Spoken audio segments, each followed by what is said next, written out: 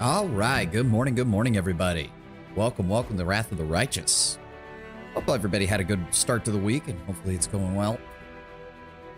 Unfortunately, I made the fucking mistake of not respecking people when I had the chance, because we're actually in Dresden right now, and I was hoping to do that, and I completely bloody forgot about it before stream.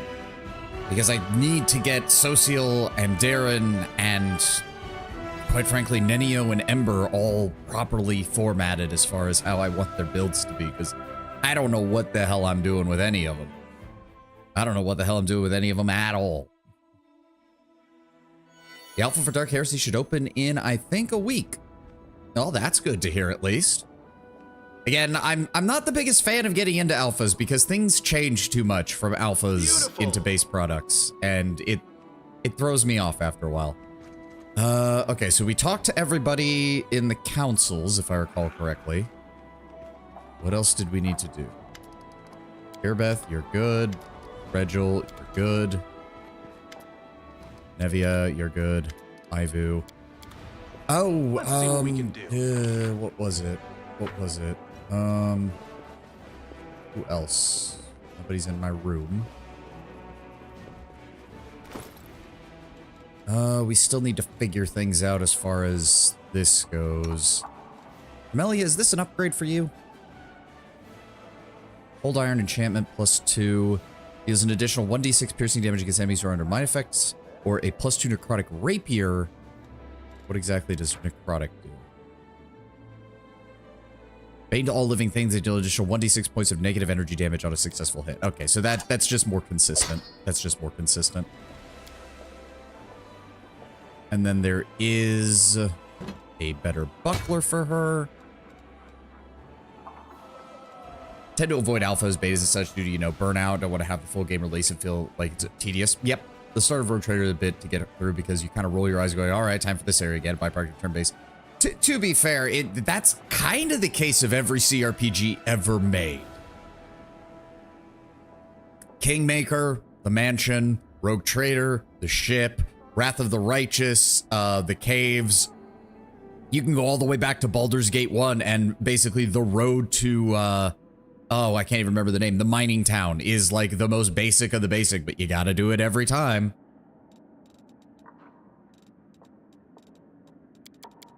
All right, Sela, you get Regil's old adamantine full plate, if only because it's hilarious that I'm putting you in plate mail for a fucking... Oh, this is hide armor. Oh, this can go on Ulbrig then. Where is he? There he is. Yes. Each time an enemy confers a critical hit against the wearer of this +2 armor, the enemy is affected by the equivalent of Dispel magic spell. That's nice. Oh, and that looks proper for him, let's be honest. Alright, so we can get rid of those. We can get rid of the buckler. Not so sure about the tower shield, because I know there's a build for Sela that uses tower shields, and I haven't decided if I'm going to use that or not.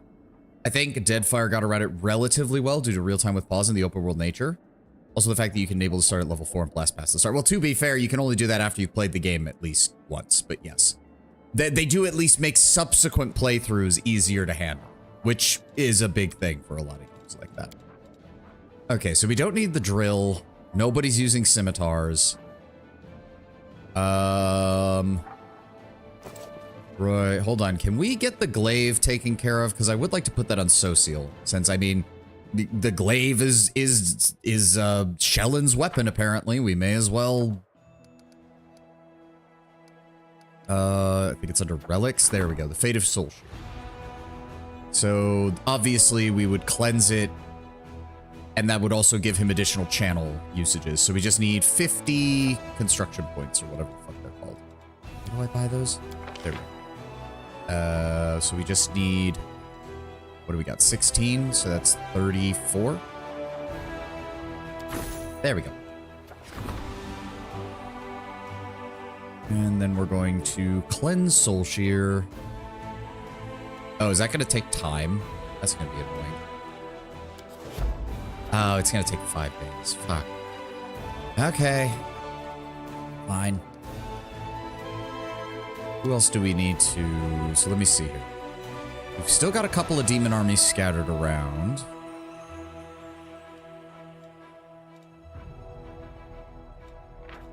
Oh, okay. Summon animal. Summons army hounds equal to the number of the summoning unit. Oh. Oh, I like that. Oh, and the hound masters are counted as neutral good. That's cool.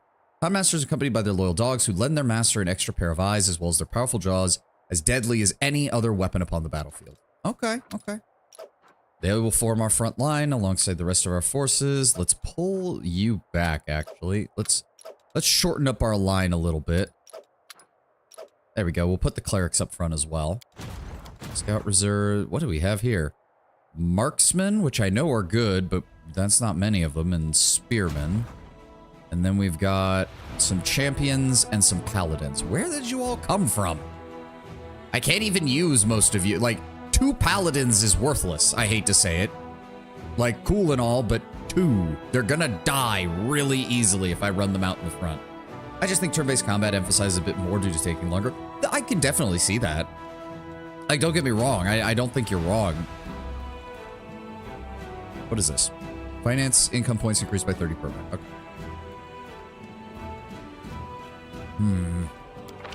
And we can't hire anybody just yet, so we can't even reinforce that. Infantry are improving by 16 per week. We do need to get the archers upgraded because the main thing is to get to sharpshooters. Because sharpshooters are, or marksmen, rather, they are exceptionally powerful in range.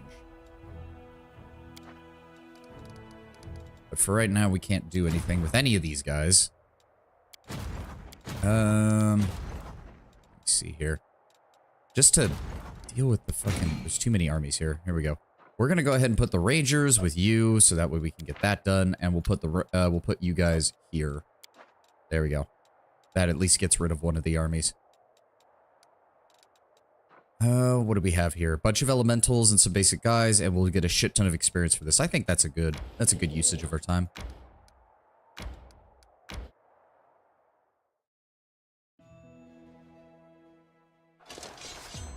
Yep, they immediately... Jesus, they're fast. Okay.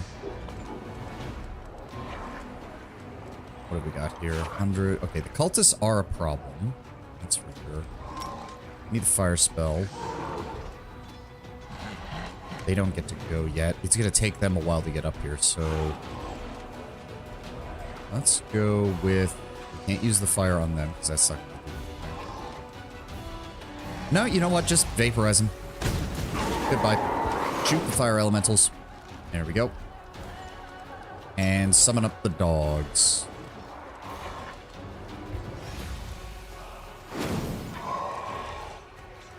As for you guys... wait for them to move, because if these two get bunched up here, we'll be able to hold them off fairly easily.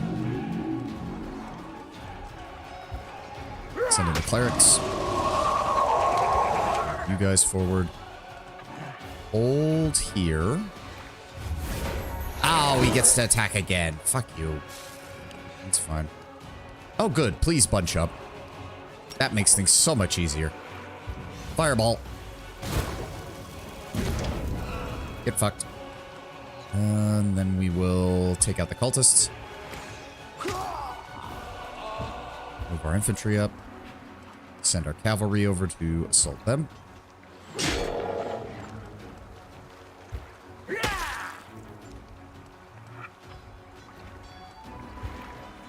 Let's see how much damage the dogs can do. Not much, which is unfortunate.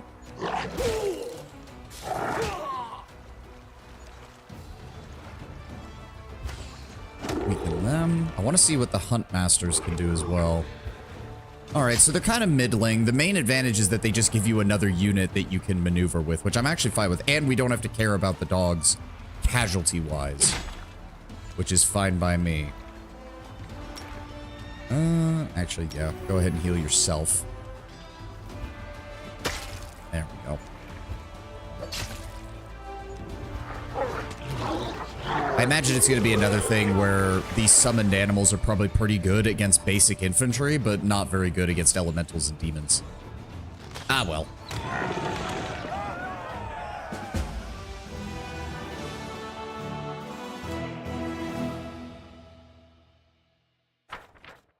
Okay, the fortress was a sanctuary for spellcasting demonologists. The fire that started during the battle spread to the libraries filled with their blasphemous knowledge. The glow of this massive fire lit up the dark expanse for miles around. Probably because we set things on fire that we shouldn't have. All right, what have we got? General cast spells with the arcane descriptor as if they had a +5 bonus to the power level per level of feat. Okay, fire, arcane. These count as divine. Okay, so that would increase that.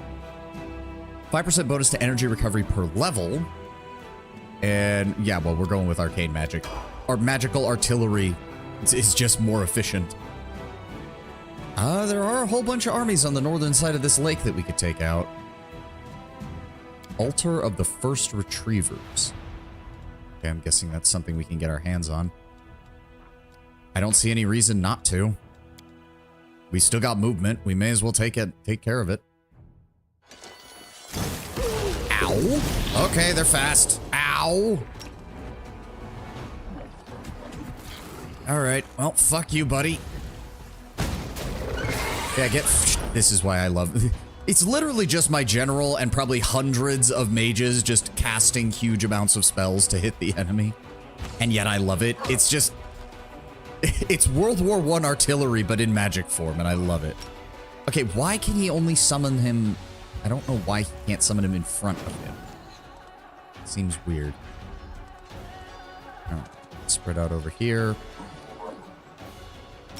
Self, move forward. Good. Spread out, because these dumbasses are going to throw down those stupid clouds. Okay, good. Focused on them. I mean, sure, knock out the shield bearers, dudes. That's going to do you so much good. Oh, good. We get a second turn with the archers because of high morale. Shot. Get shot. Let's go... Let's go after you. Run them down.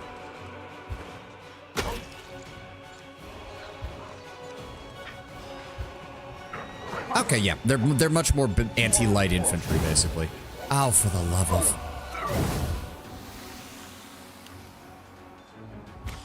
Shoot him.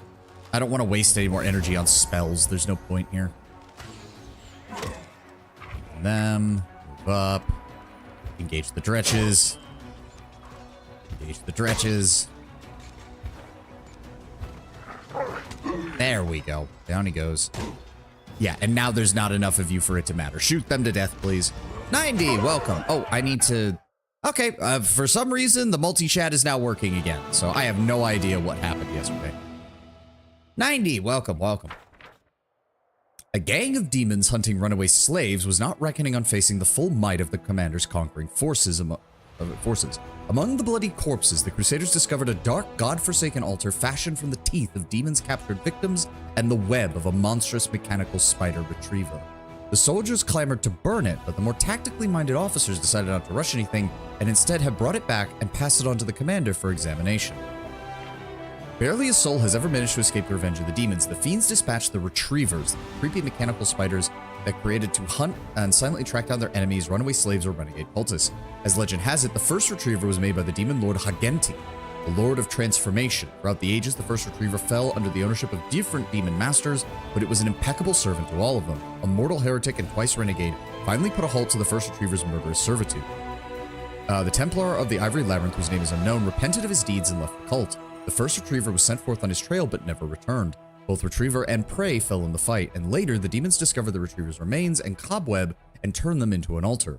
The Retriever's ravenous hunger seeped into the altar, and decades later, worshippers would take their sacrifices there, the ripped out teeth of all who tried to flee the demon's wrath but were caught and slain. Alright, alright. We've also got some basic enemies that we could take out for some more resources. I'm fine with that. Nope, don't let him escape.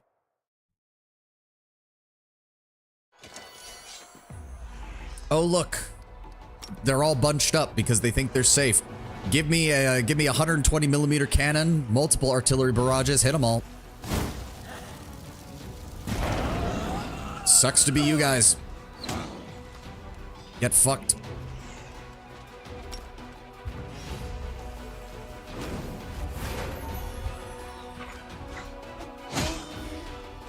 Yep, there's a whopping 8 of you.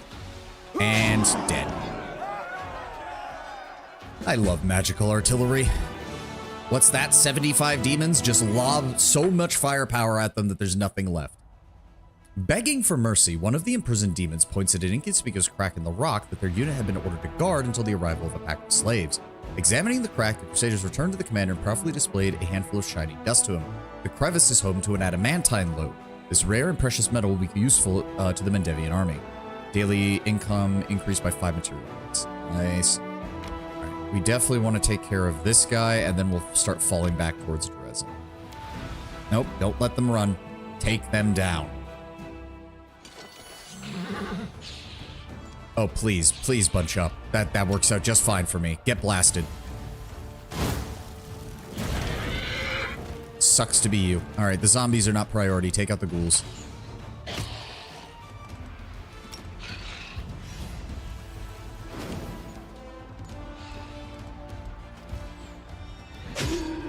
Down they go. Alright. May as well smite evil on you.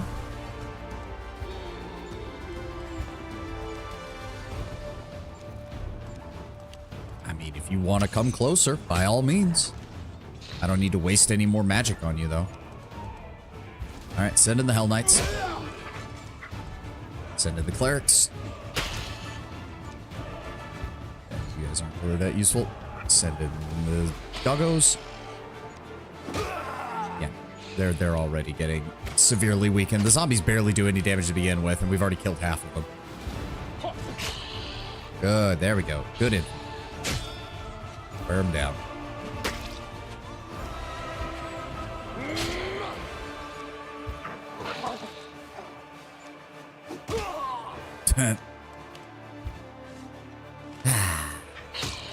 Yeah, I feel like an idiot because I really intended to do some respecking for the various spellcasters in our party, and I just completely forgot last night and this morning. Like, I remember thinking about it at the end of stream yesterday, like, oh, we stopped in Dresden. I should totally do this. And I just completely forgot.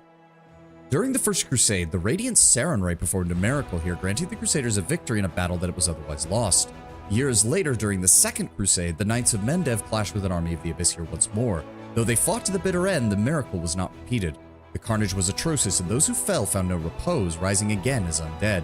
Now they have found peace in the flames of the bonfires. The Crusaders have cleansed the blood and dirt from the statue of the Sun Goddess, lifting with trembling hands a sacred golden symbol from her chest, a relic long believed to have been lost. Yep, during the First Crusade, a group of Sarenrae worshipping healers went to the aid of Galfrey's army. However, the dark of night, they were attacked by a gang of demons and demon-worshipping cultists who had edged into their rear. Though unskilled in battle, the clerics and healers fought desperately, repelling one attack after another, but their sides were not evenly matched. No one was left to repel the final attack, all of the Sarenrae adepts were wounded, and no one was able to raise their sword. So they met the enemy with a massive prayer, and a miracle happened. The morning broke an hour early, and the first rays of dawn expelled the demons back into the abyss. The light healed the most terrible wounds of the mortals and brought the fallen, whether righteous or sinful, back to life. Both the believers and the misguided shed their tears. They fell to their knees as one and prayed to the bright goddess for forgiveness, and forgiveness was granted, for not a single mortal died upon that bloody night. The last and brightest ray of dawn blinded everyone and took the shape of the sacred symbol of Sarenrae. They would name the relic the Faultless Daybreak and place it on the breast of a statue mounted on the site where the miracle had happened. Again, I do love the world building they do for a lot of the. I'm sure that a lot of these relics are in the tabletop game, but still, it's really well done that they actually included them all.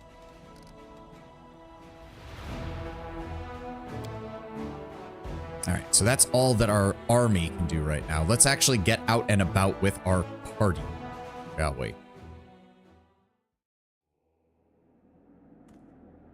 I think that's what we should do. So let's double check here. Let's double check. Nope. Nope. I just need to see. Let's see.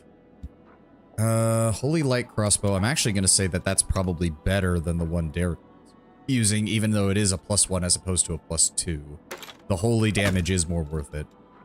Radiance can stay in the inventory because I'm not taking Sela with me right now.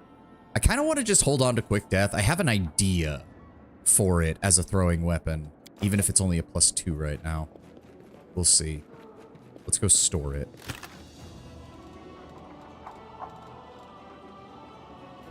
Yeah, I don't think anyone's going to use this light shield, which has me annoyed. And I guess I don't need the adamantine full plate because my 2 heavy armor users are already covered by that. So grab you. We're going to go ahead and sell them. Bruiser's armor, no. Apprentice robe, no. Okay. I want to hold on to you. I want to... Oh, no. We should keep that in the inventory just in case. Nobody's going to be using these, so we can sell them. Hold on to the tower shield, and... I thought there was another one. No? Just those? Okay. And I'm not even sure what to do with these, but these don't weigh that much, so I'm not afraid of having them in the inventory. Still don't know what that does. I'm assuming that has to do... Yeah, the book you found reveals only part of its secrets. While this book is active, each time you use an ability that lets you summon multiple creatures, their numbers increase by 1. Oh! Okay. I was not aware that that's what it did. Interesting. We've also got so many relics we need to deal with. Alright, but we need to leave. Go over this way. Here we go. Oh! Oh, I do like the map. That's pretty cool. Let me see. In prison, half measure tavern, temple, barracks, fortress gates. Just take me to the streets because that's where the merchants are.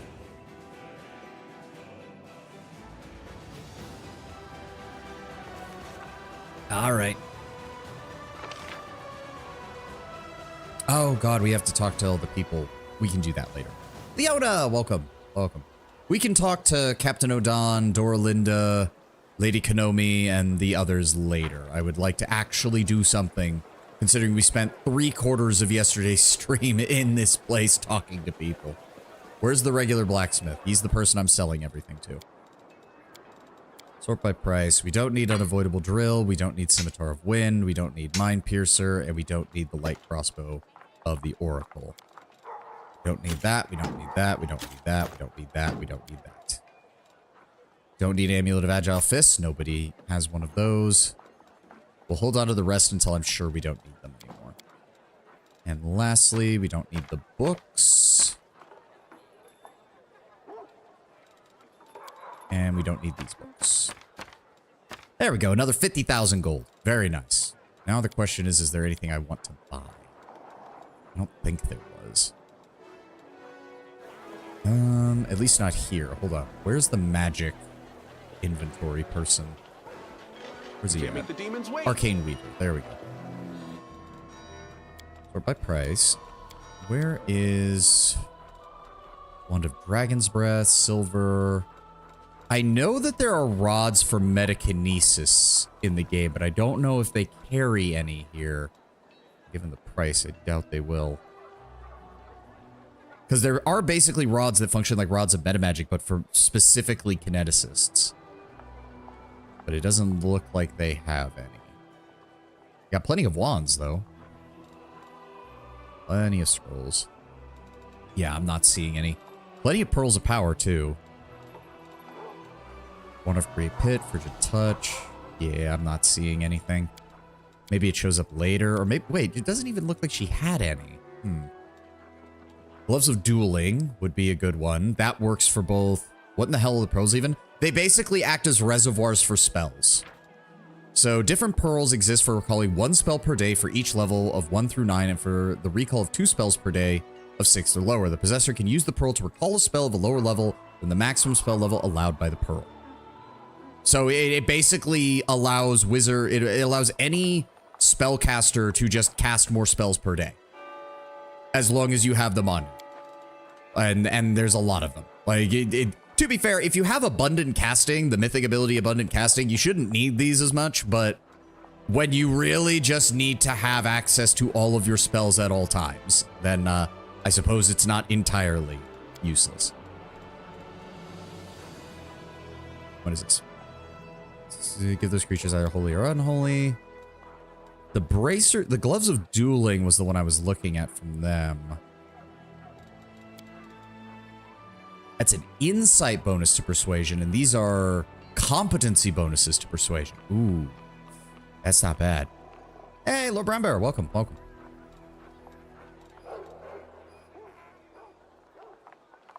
Bonus he gives, that bonus increases by 2. We do have a nice chunk of change right now.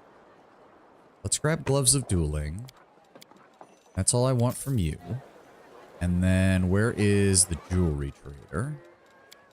By price. Do you just have... Yes, you only have those. What have we got in here? +5 competency bonus on persuasion checks and grants their companions a +1 morale bonus on all skill checks. That is certainly better. So if we take that plus the Ring of the Natural Born Commander, that gets us a +8 to persuasion combined. That's not bad. Did you see the item stat blocks that I DM'd you? Yes, I did. I did. I'm not seeing much else that I need from him, though.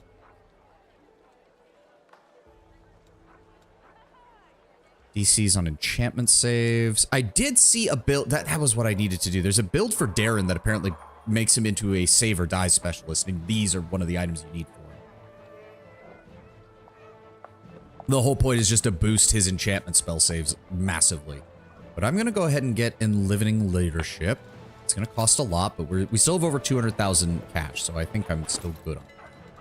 We're going to finally swap that out, so we're going to take off that, and we're also going to give these that.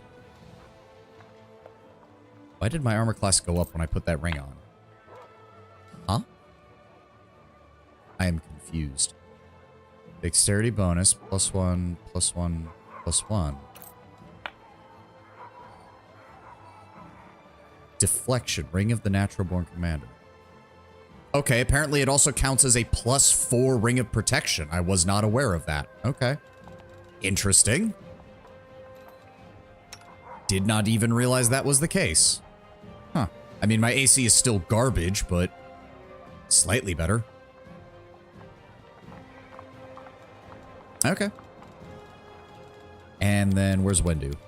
Wendu. There we go. Gloves of Dueling. There we go. So that will get her up to 26. Nice. And we can then... Ooh. Whenever the wearer of these gloves confers a critical hit, the enemy suffers a -2 penalty. It's critical hits only, though. And he's not... Nah, we'll still give him these, because these will... Yes, that gets his higher attack as well on all of these. Perfect. Perfect. Made to intimidate. In addition, whenever the wearer of these gloves confers a critical hit, the enemy suffers... Well, that would... +2 bonus on persuasion. So what am I at persuasion-wise? 37 right now. So if I put those on... No, does not count. But... confirms a critical hit, the enemy... You know what? Hold off on those. Maybe we can make that use that with Woljif, because a lot of his weapons have higher crit ranges. Finally worked past my analysis paralysis. Made a dark elementalist kinesis. That's the harder to use one, if I recall correctly, because you have to like draw power from the dead. Beautiful. It also completely changes up what stats you want, because you're not needing constitution nearly as much.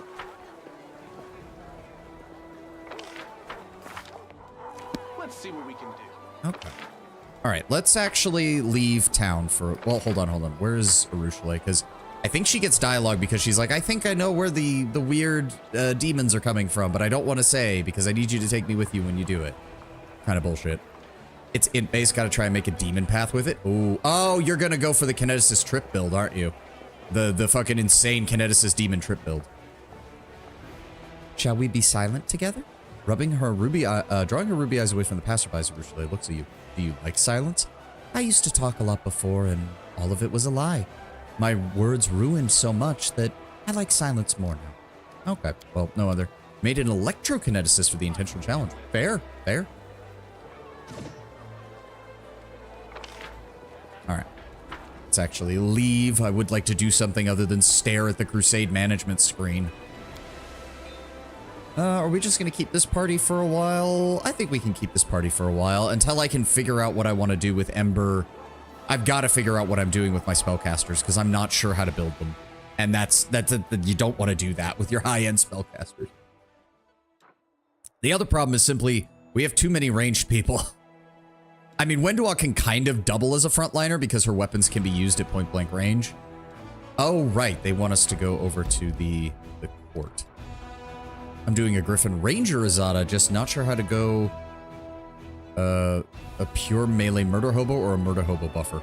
I mean, the ranger, the main thing with the ranger, if I recall, is they do have good buffs, but it's all for themselves. The ranger... How the fuck do I get to you? What the fuck?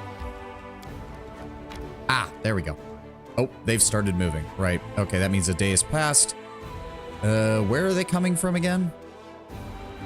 Oh, they got a long way to go. And it's just a scouting force of about 200 cultists, basically. Let's have you guys travel back down here. Oh, did something get done? Oh god, there's more shit. Oh god, there's so much more shit. It's gonna take forever for this crap. Glory to the heroes. Crusade morale. Oh, well, that's fine. We're not gonna waste time on that. Hold on. Outpost to Bastion expansion. We don't have the resources for that. Economy, religious feast, diplomacy is being worked on. Army, command, nope, don't need that. Relics, these are all diplomacy related, so you can only do one at a time. Oh, here we go. Orders to Irbeth. Irbeth has been appointed squad commander in the Vanguard. Irbeth's breakdown, which occurred before the assault of Dresden, still haunts her. She should be reminded that she was, is, and will always be a hero in the eyes of the common soldiery by appointing her as commander of a small squad of crusaders. Unfortunately, because Irbeth is occupied as squad leader, her duties in the crusade command have been transferred to someone else. That's fun. Lost scouts. Scouts cannot work out how the demon army picks its way through our advanced units to be able to attack our crusader force. That's why I think murder hobo and self buffer would be best. Yeah, I mean, if you want to still be useful outside of combat, you could grab the acolyte background. So that way your wisdom score can be used for persuasion and you can have your main character still cover the persuasion checks. Recently, another suspicious incident took place. Some scouts did not return from their mission to explore the territory of the south of Dresden. More thorough reconnaissance of the region is needed. Probably the source of the demon apparition is there somewhere. And then we can't do anything else with the Sword of Valor just yet. Yeah, there's nothing we can do here. And... right, we have some choices here. Punish the con artist for leadership. So now that we've ranked up, yeah, the first rank is, you always have enough to get the first rank, and then it's, we got a long way to go on some of these. We got a long way to go on some of these. All the better start rebuilding our finances, though. That's fine. All right, now that things are actually set up, let's keep moving. All right. Tempting Angel as well, but that's for purist murder hobo. Yeah, I mean, Angel's kind of built to just be on the front lines and killing shit. As you approach, there's a commotion at the top of the ridge that dies down for a moment before soaring to new heights. That's him! Look, you can even see the butterflies! Hello, there's a dragon here too, you know. I'm way more interesting than a butterfly, and it was me who asked Sovan to come here. Who's a good dragon? Ivu's a good dragon. Suddenly, Arushale stops and steps behind you. She looks rather embarrassed. I know who they are, but what if they... I mean, I'm a demon, and... You see your old friends, the three Desnant adepts from Canabra, standing at the head of the crowd. Commander, Sovan, finally! We rushed here as soon as we heard what happened in Dresden, and we brought friends, too. You've only met some of them. Please allow us to introduce Mistress Ola...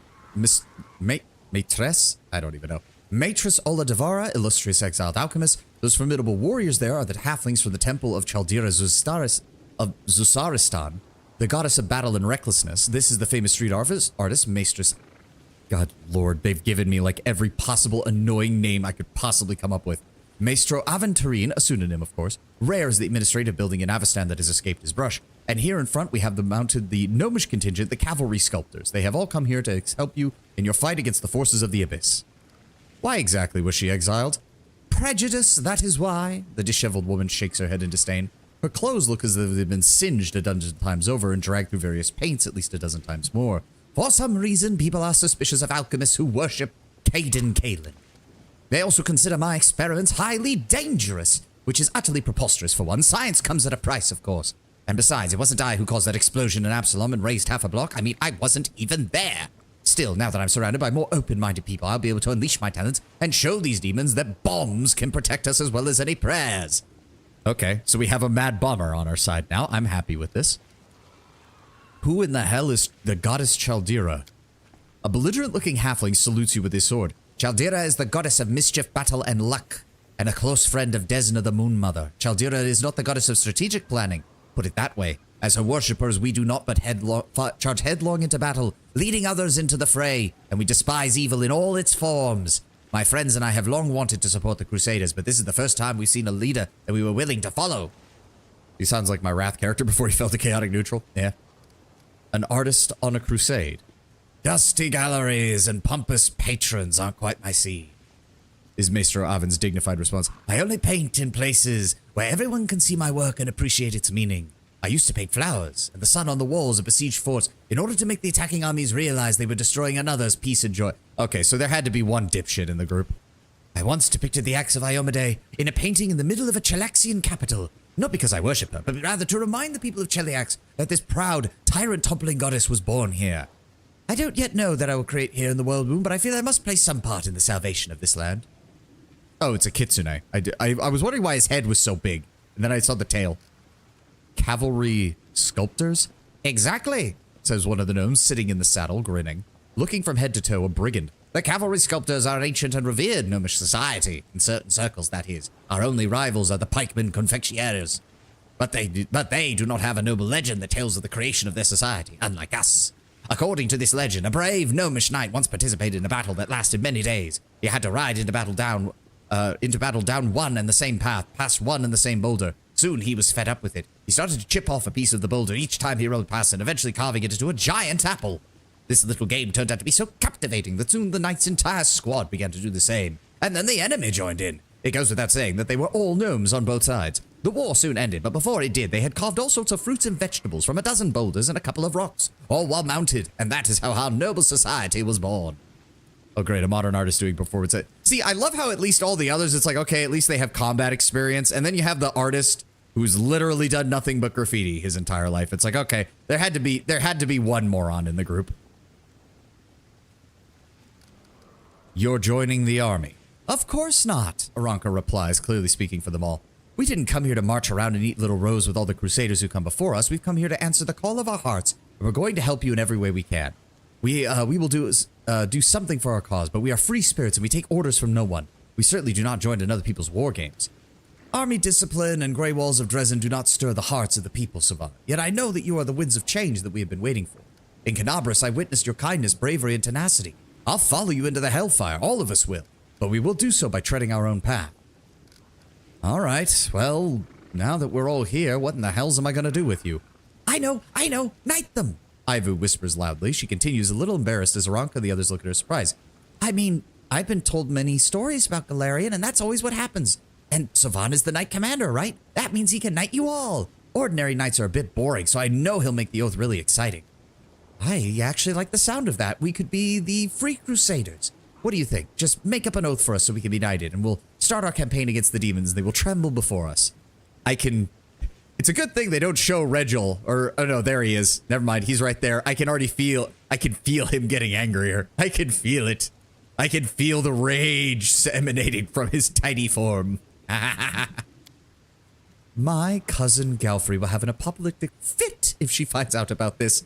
Oh, I'm going to enjoy every moment. Sing the Song of Elysium, let your eloquence flow forth. I'll let the eloquence flow forth because as much as I do like the Song of Elysium, we are eventually going to abandon the Azada path in favor of legends. So it kind of makes sense to mix it a little bit. A wave of inspiration swells within you.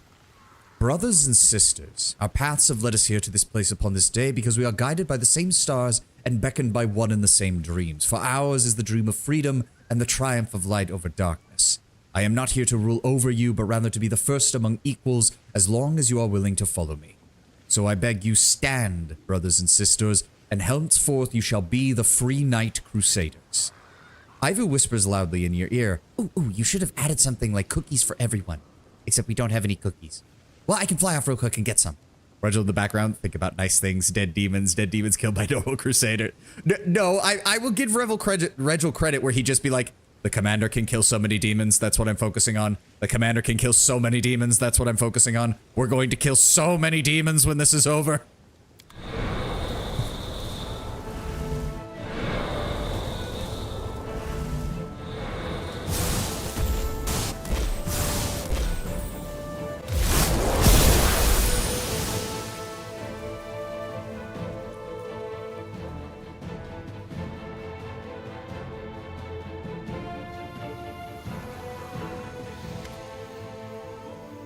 wow, oh, wow, what was that? Where did it come from? Oh, I'll bet a jar of strawberry jam. It came straight from Elysium. I mean, I don't have any strawberry jam, but still, the big grown-up dragons in my family can transform their environment like this, but how did you do it? How old on Earth Ivu exactly is? 5. Ivu is 5, literally. Not just like metaphorical 5. Not just, oh, 5 in like human years, but older dragon. No, Ivu is literally 5. We are carrying around a tiny child dragon with us, and she can kill most mortals. Thal the Wallflower scratches the bridge of his nose, still clearly anxious. We've seen something like this happen before back in Canabras, when we were gathered together in the temple. A glowing aura enveloped you. We heard music that wasn't there, just the same as this. A wondrous power is dwelling within you, and it's still growing. Everyone keeps saying I was blessed. Yes, but it's almost certain that it's not the work of Iomade, or at least not hers alone. Your power is more like the song of freedom, the lush wilderness, the deepest longings of the heart. It is of Elysium. The warriors of heaven are too proud to possess or grant such power. This type of power is brought into the world by the Azada, the children of freedom and the deities of their plane, of whom Desna, our guiding star, is one. I don't even know why it happens. It just spontaneously occurs. Wallflower looks at the small patch of nature that has appeared out of nowhere. We'll do our best to try and figure it out, Commander. All of us. I'll need Maitre Soleil's help and the others too. We'll set up camp right here on the ridge and monitor any new changes. There's not much to analyze yet. We've only witnessed 2 cases where something unusual happened, and both were spontaneous. And both times you were surrounded by people who've been helped and inspired by you. The first time it happened, you saw a vision, but now a fragment of that vision has been brought to life. Who knows? Maybe you could heal the whole world wound like you healed this little patch of rock. All right, what are you all going to do now? So what you call Dragon Child Services. Imagine suddenly old dragon glasses demanding to see Ivu's housing arrangements if you're a good influence on her. I mean, the funny thing with that is that literally by being an Azada, they would automatically assume that we're being a good influence on her. Really wish our DM let us have more interesting armies for mass combat because scenes like this would have been cool. Yeah. And plus, here's the thing. My character is more neutral than chaotic. So his main perspective of this is, look, all these people want to help the crusade, right? All these people want to help the crusade, but none of them are cut out for the military. Literally none of them. By their own admission, none of them are. But if they're here to help, we may as well find some way to get some use out of them. And if using them as essentially an irregular, non-regular military force, and they don't bother the other crusaders because we purposely keep them separated because this group and the regular crusaders would probably start trying to murder each other, it works out. It works out. Everybody wins. Don't worry, Regil. I'll handle the paperwork for them. Unless I'm feeling particularly vindictive, then I'll let you handle it. Actually, no, that's a bad idea. Regil would start breaking kneecaps. And he wouldn't stop. He wouldn't stop until everyone in this area is on the ground. We'll set up camp here. Our learned friends will observe this Garden of Elysium and study it. The artists among us will start working on their art, and I'll help the Chaldean halflings prepare to launch their raids against the demons. As for the cavalry sculptors, I honestly don't even know what they'll do, but I hope they'll keep themselves busy. Drop by in a couple weeks. We'll have settled in by then and may even have something else to show you. Oh, but that's a secret for now. You forgot the most important part. Honestly, I'm tempted to try and do a Charlie the unicorn voice for Ivu. Commander, you forgot the most important part. Honestly, what could you do without a smart little dragon like me around? Azadas have courts. The Court of the Silent Laughter, for example, or the Court of the Flaming Storm. I don't know if I can keep this up. I hated the Charlie the Unicorn voices. They always have such pretty names, Commander. People come to the courts freely and they stay because they like it there and they have some affinity with it. That's why Sylvan has to give this place a name. It's his court after all. Much like real Azadas from Elysium, the commander can give a name to his court, which is a company of his allies and the place where they meet. Regil, you look so down with your big fat eyes and big fat frown. Now, he would do this with grim determination as this order is from the commander, but you bet he would imagine he would try to murder you. Yeah. Well, I'm a kineticist of fire, so I want a name that fits with, like...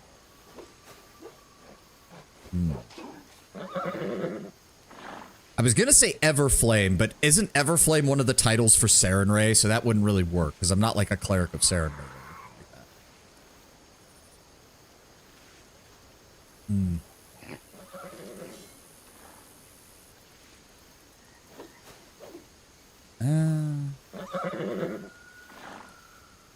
Court of the Pure Flame. There we go. Conceal my Wrath Party, a quarter of the last ward. Nah, I like Pure Flame because we are eventually going to get one of the kineticist abilities is Pure Flame. And that is one of the ones that allows you to both, the two versions of it, one dispels magic when it hits enemies and the other one bypasses spell resistance. So I like that, the Court of the Pure Flame. There we go. Now, can we actually talk to, are you guys just generic? Nothing gonna change here? We can rest. Cavalry, yeah, no, they're all still setting up, so. Can't make the demons wait. I don't think anybody. Yeah, no, they'll build more stuff and we will be back later. We'll be back later.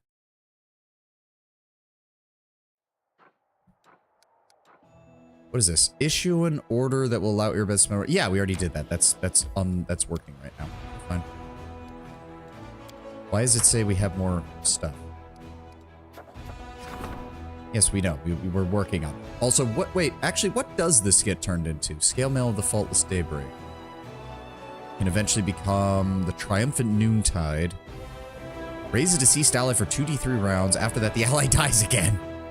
After the enemy confers a critical hit against the wielder of this +3 mithril scale mail, every enemy in a 30-foot area must pass a fortitude saving throw or become blinded. And suffer positive energy. Okay. And then there's a light shield.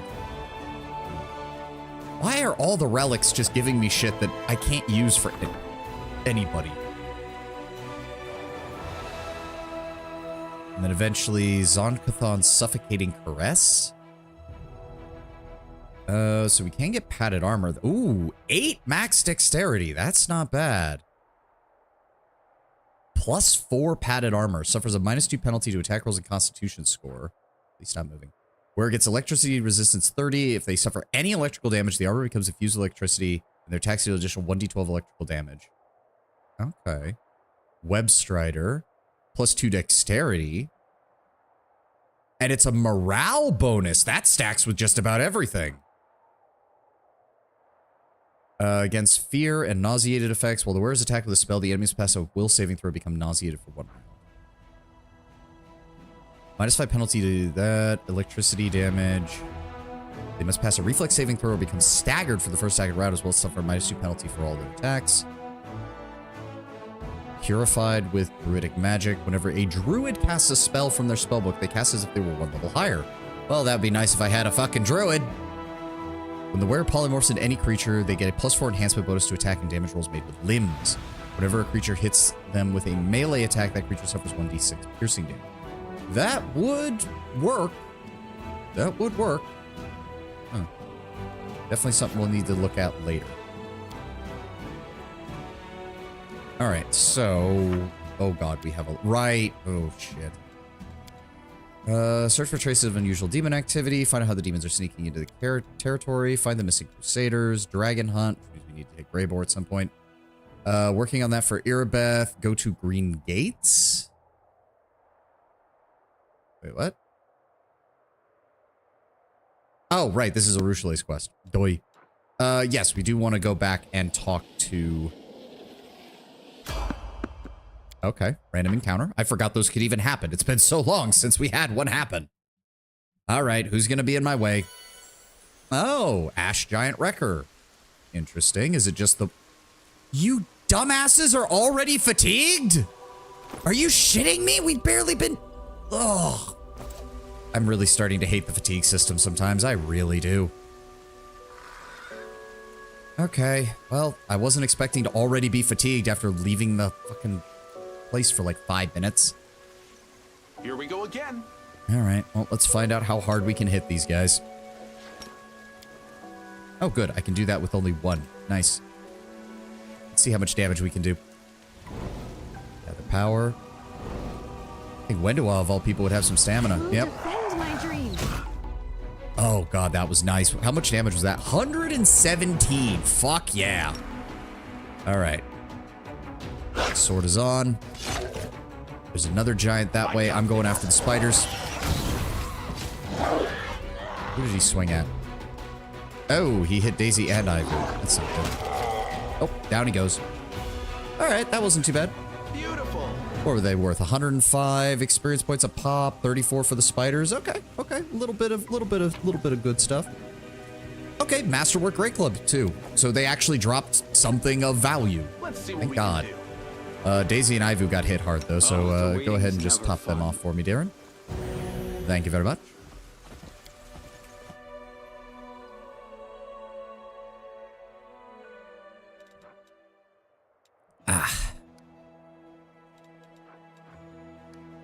Okay, well, I guess we go here. Yeah, we're all already exhausted. Jesus Christ.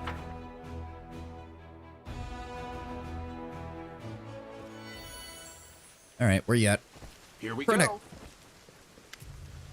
Krennic's expression brightens as he notices you approach. How's your applied philosophy? Would you mind discussing an ethical dilemma? I grow quite tired of debating only myself. Why not? Listen well.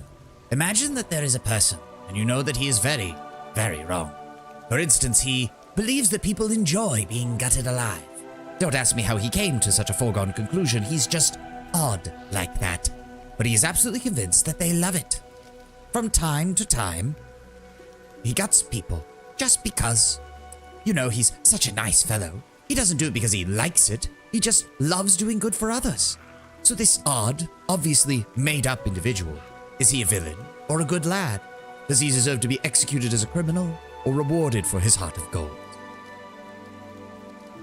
At the very least, first I'd talk to him. Who knows, maybe I'm the one who's mistaken about something. Maybe there's something I just don't know. Of course, if it turned out he was completely off of his rocker, well, that's a completely different story. The kobold giggles, obviously pleased. Right. What if it's not him being an idiot? What if people do enjoy getting gutted, and you're the only one who doesn't know? And then somewhere in polite society, you accidentally blurt out that people shouldn't be gutted, and will forever be branded as a prudish and uncultured person. But no, you're right. When you encounter something incomprehensible, first you must figure out what's going on. Only then do you act. It will seem like a platitude, but most people only learn this lesson before their death. The kobold falls into a pensive silence for a few moments, then lets out a gasp, looking sheepish. Ah, you got me talking, and I almost forgot something important. You'll want to see this. You know, it may have been better if he didn't alignment label the options for credit. Makes it a little more obvious which ones are right. Yeah, I mean, now that I'm seeing his thought process, I get why the chaotic options are the ones you're supposed to pick. But the way it's phrased and putting the alignment options there really make it seem like it's not. Krennic shows you a pile of open ledgers. Judging by the handwriting and the quality of the paper, the correspondence was between several people, all of them quite well-to-do. These notes were written by very foolish folk who decided that there was more to be gained by befriending demons than fighting them.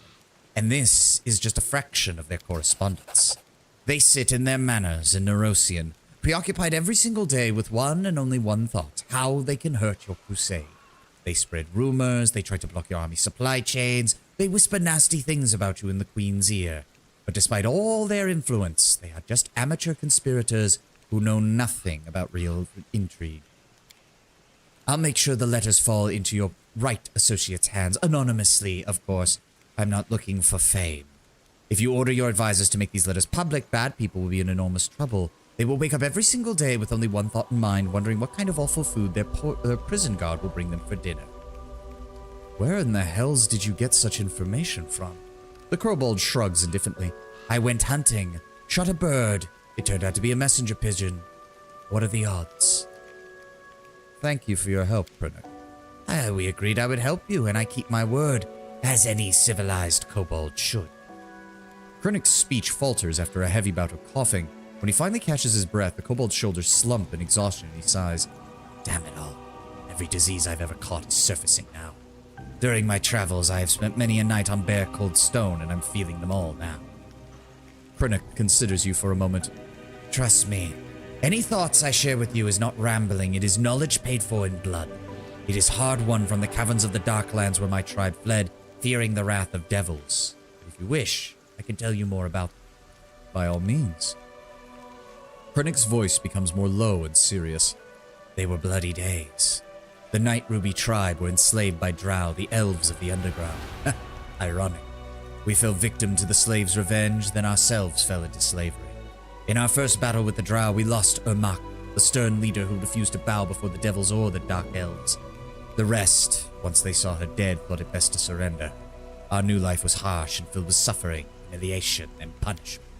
Before long, we realized the Drow were tough masters who knew no mercy, but we hadn't grown accustomed to living life on our knees. We couldn't fight back with force, so we used cunning. We spied and sabotaged. We killed the cruelest of the masters. We helped other slaves escape, and thus built alliances. When we got caught, our kindred paid with blood. The Drow punished everyone, guilty and innocent alike. In those days, I was a scout, the right hand of our new clan leader. He was younger, cautious, true. Critic delays sharing his background if you don't answer to his liking. But our struggles lasted years. Many of our kin accepted their new fate, resigned themselves to becoming mere slaves. Others were tempted once more by the devils who promised to give us back our former power. All they wanted was more signatures upon the contract that doomed our souls to hell. As a result, the tribe began to splinter. The traitors gave our leader to the Dark Elves, and then came the Purge. But during the massacre, it was us, the kobolds, who killed more of our kin than the elves. I fled, wounded, without weapon or supplies. All I managed to take with me was a case that was a case with that damned contract with the devils. I'm haunted by the Underdark fanfiction I've read. I mean, yeah. After a long pause, Krennic gives you a crooked smile. And that's the end of the story. Not quite the fall of the Aslanti Empire, I admit, but this one is more dramatic in its own way. Maybe you should move to Dresden. I'm not too enthusiastic about dwelling in such a densely populated location. Places like that are usually crawling with those eager to bash in a little kobold's scaly skull, but I fully understand that you have enough important things to do besides constantly running to my camp and back. Fair. Search for me in Dresden next time, but I have to warn you, I'm not going to be staying out in the open. I'll see you there. I can handle it. Oh, perfect timing. There's the ad. Well, now we have to head back to Dresden and rest, because apparently we can't go 5 feet in this fucking place without getting exhausted. We need to get teleportation things set up at all of our outposts as soon as possible. Because traveling the World Wound without teleportation is going to be a pain in the ass.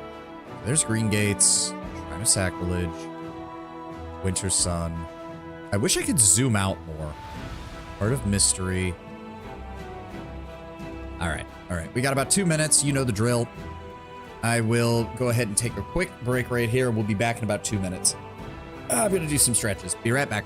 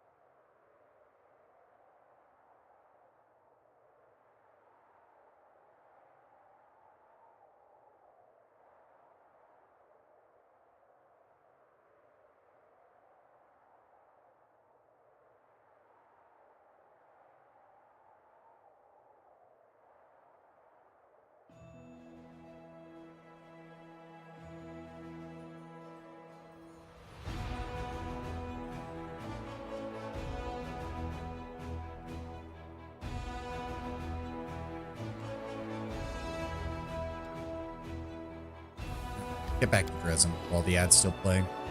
No, get back to Dresden while the ad is still playing. I told you to get there.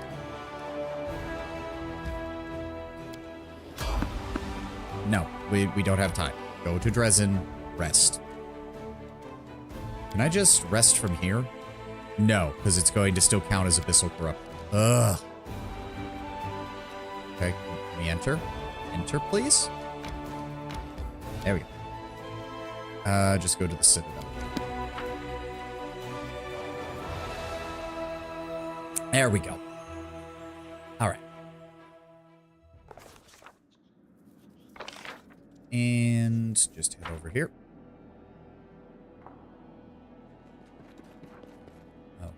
Oh, right. I forgot. We have spells. I completely forgot about that. Rest. Yeah, see, so when these are not available, it means we're actually being protected from this shit. Enio, you and Wilbrig, go ahead and make our moss pottage. Begin resting. Out of curiosity, Greybor, how much do you charge for your services? A lot. But if my prospective client washes my dishes at the campsite and budges up to give me a dry spot for my tent, I can offer a discount. I do appreciate Greybor being eminently practical. So you saw when I shared Soul Shear's stat block with you. So 1 second.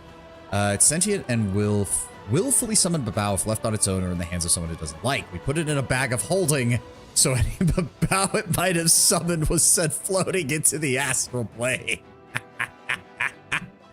I have to imagine, given that Soul Shear is intelligent and it's spiteful, I have to imagine it started doing that just to entertain itself, because the Babao would show up and be like, what the fuck?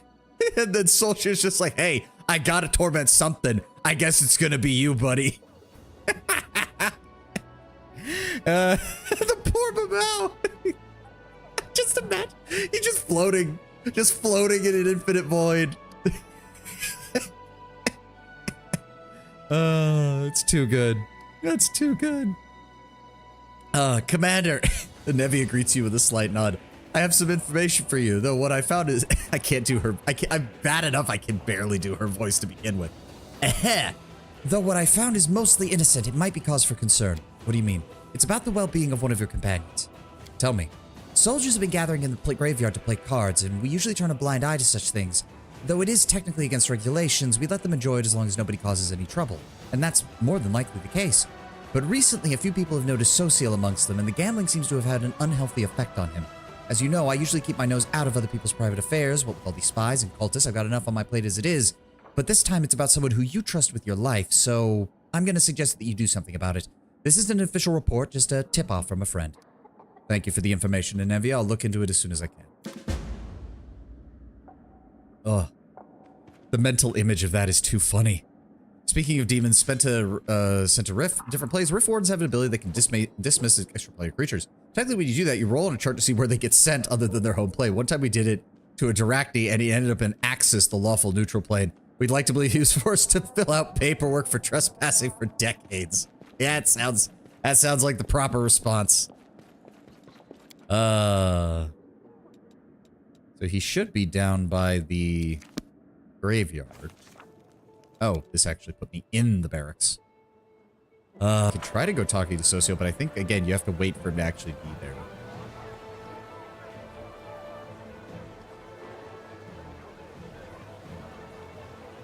God, I forgot how big this place is. I've heard you've been rather busy playing cards at night, Socio. Cards? Me? Socio looks away in embarrassment. Who could you possibly think? Look, I've only visited the games once or twice to get a sense of what the soldiers are doing on off-duty. If you think I'm addicted to gambling, nothing of the sort. Don't worry, I'm fine. Yeah, and this is... You have to... So if I recall correctly, you do have to wait till it's night. Let's head back over here. God, I forgot how big this place is. Skip time, so we want to skip until, I want to say midnight, or right around there? Yes.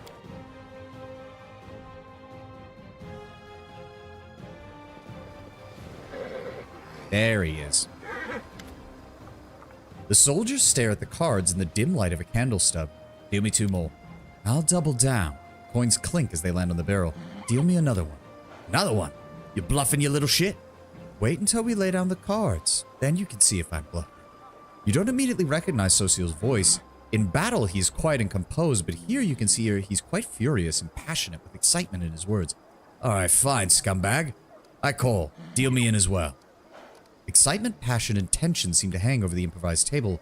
It feels like lightning is about to strike. Say nothing. Damn it, I'm out.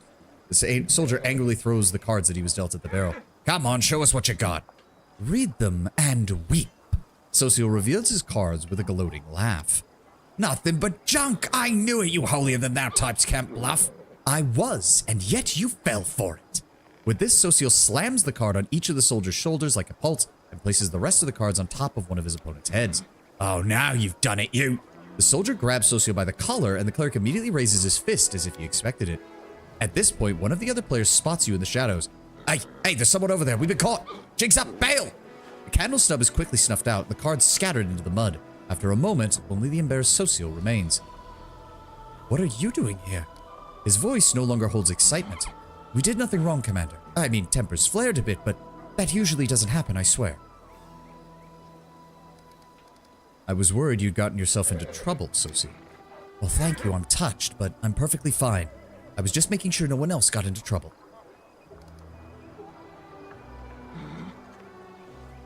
Socio, I know you would never lie to me, so I'm going to have to be convinced that you're lying to yourself. I just saw exactly what happened. You didn't come here to minister to the soldiers. Why else would I come here then? To win a copper or two? Socio, I watched that. You provoked the man, and you were clearly begging for a fight. You misunderstand. That was... Socio searches for the right words to explain himself, but eventually he grows dejected and lowers his eyes. You're right. It was shame on me. I did provoke the fight. I behaved unacceptably. Forgive me, Shelley.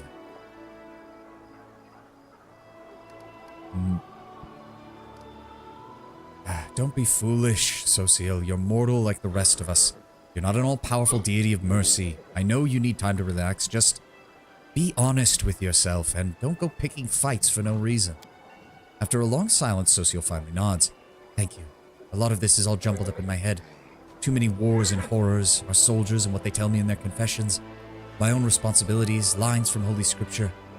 In the midst of all of it, it's easier to forget that I have my own needs and desires. Thank you, Commander. What is generally the limit when a paladin loses his ability is arbitrary dependent on the god. So, the usual defining line, Tenwin, is paladins and clerics are technically drawing from the same divine power source. Clerics have to follow their god in sort of a broad sense. Paladins have to follow a specific oath, usually an oath that is specific to their god. Each of the lawful deities, or lawful good deities, I should say, has a variant of the paladin oath in lore. In game, it's just, you know, be lawful good in general with your alignment. But in the actual tabletop, depending on which god you worship, a DM could adjust certain things. Something that is lawful good for Torag might not be exactly the same lawful good for Sarenrae or Shellin or something like that. For example, here's a great example. An evil creation of art.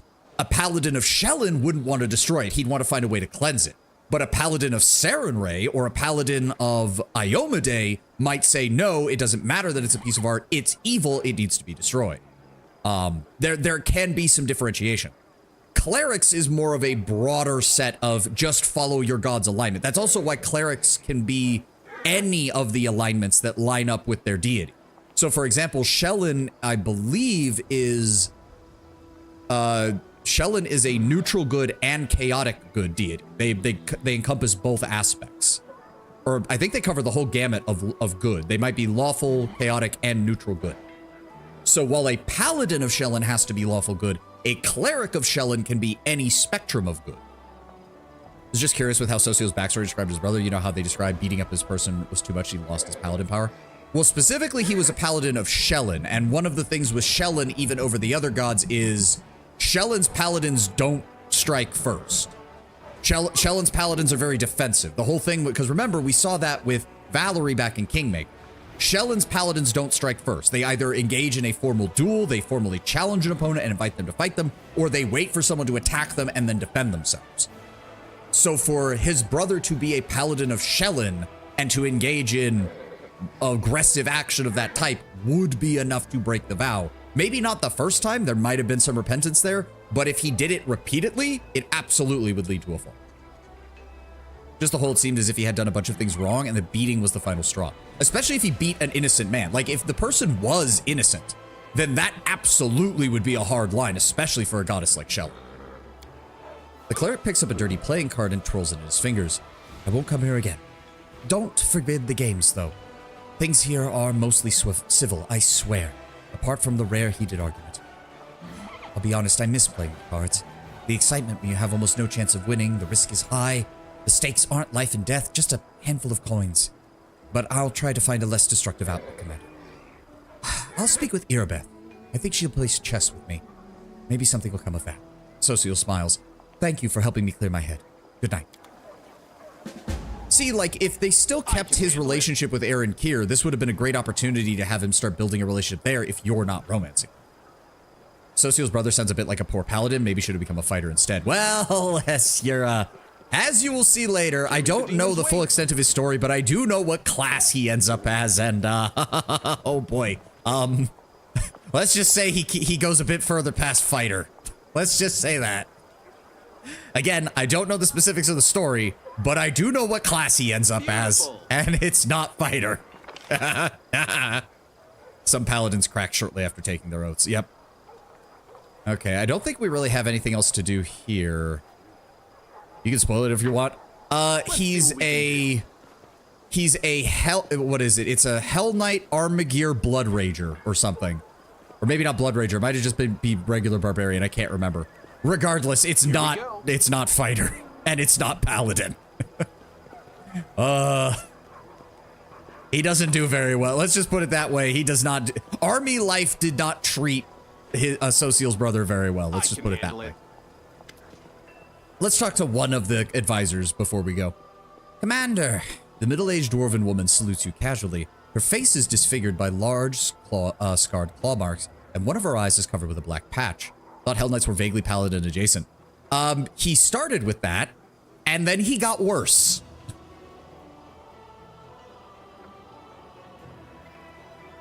You'll see more as we go through Social's story, because Social is basically going to be following his brother's steps to find out where he went.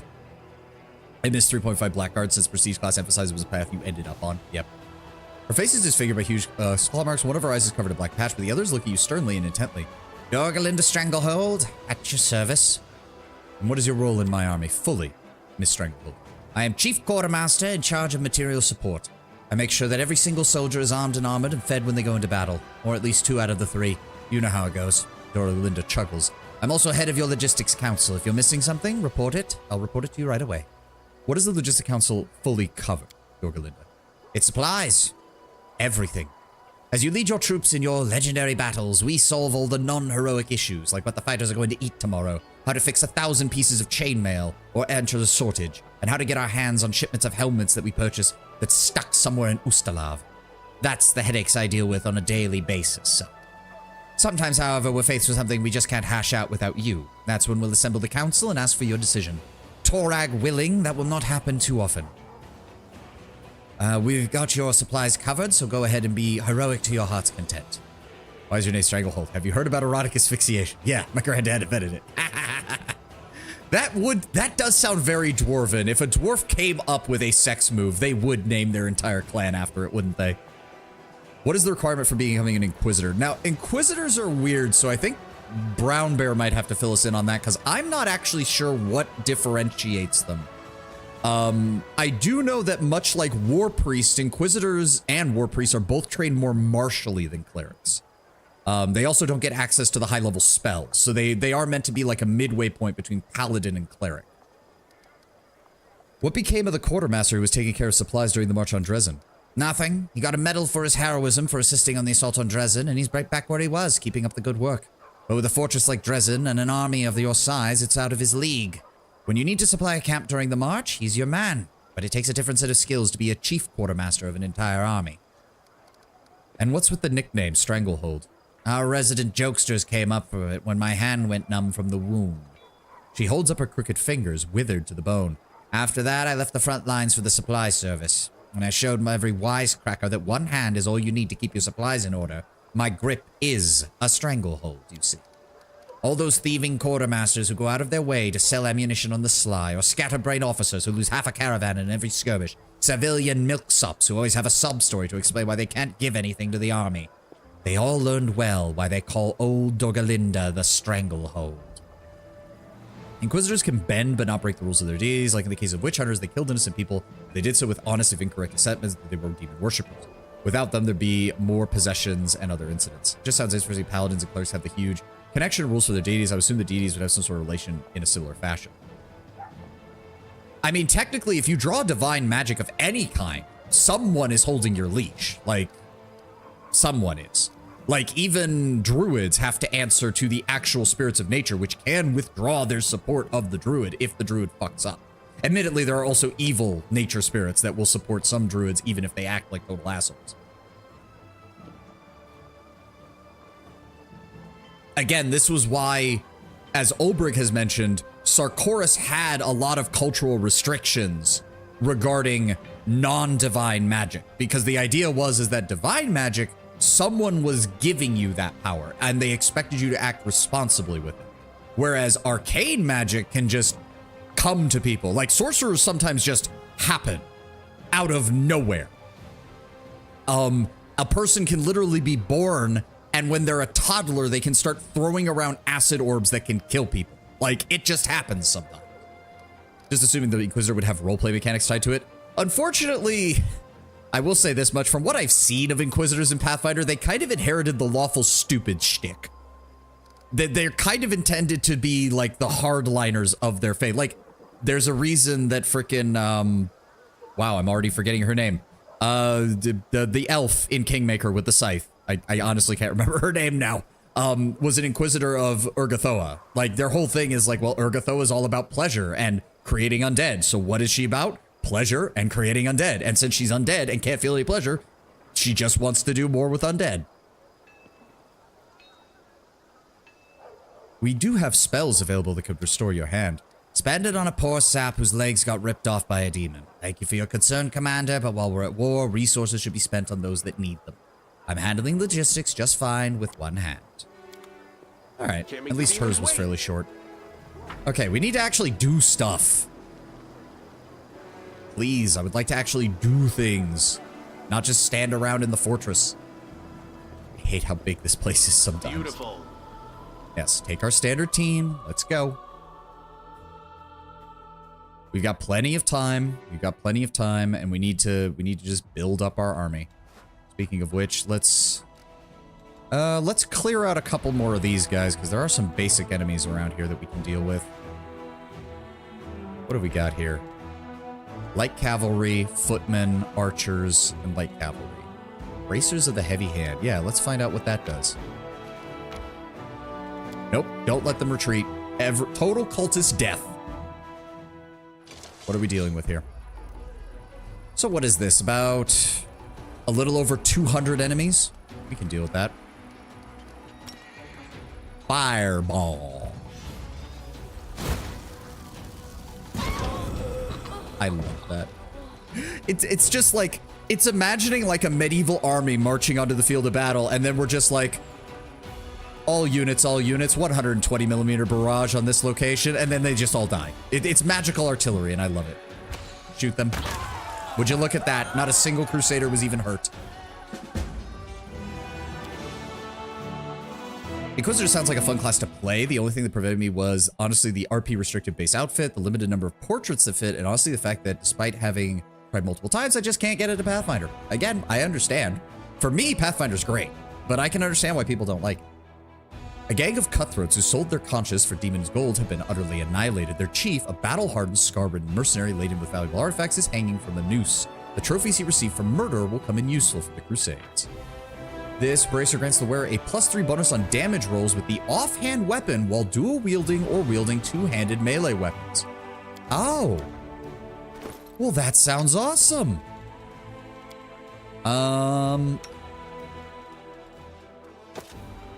So would that... Oh my god, yeah, that gets her up to 17 to 22 when throwing Finian. Oh, that's great. Yeah, because the main thing is Regil doesn't need to do a lot of damage. I just need him to stand in the front and take hits. I mean, he will get... The fact that he's wielding something that's axiomatic means that when we do encounter chaotic enemies, he fucking destroys them, but yeah. I just want to keep boosting Wenduog. She's gonna do so much damage. She already does so much damage, but she's gonna do so much more. Oh, more fucking demons. Nope, do not let them retreat. Kill them all.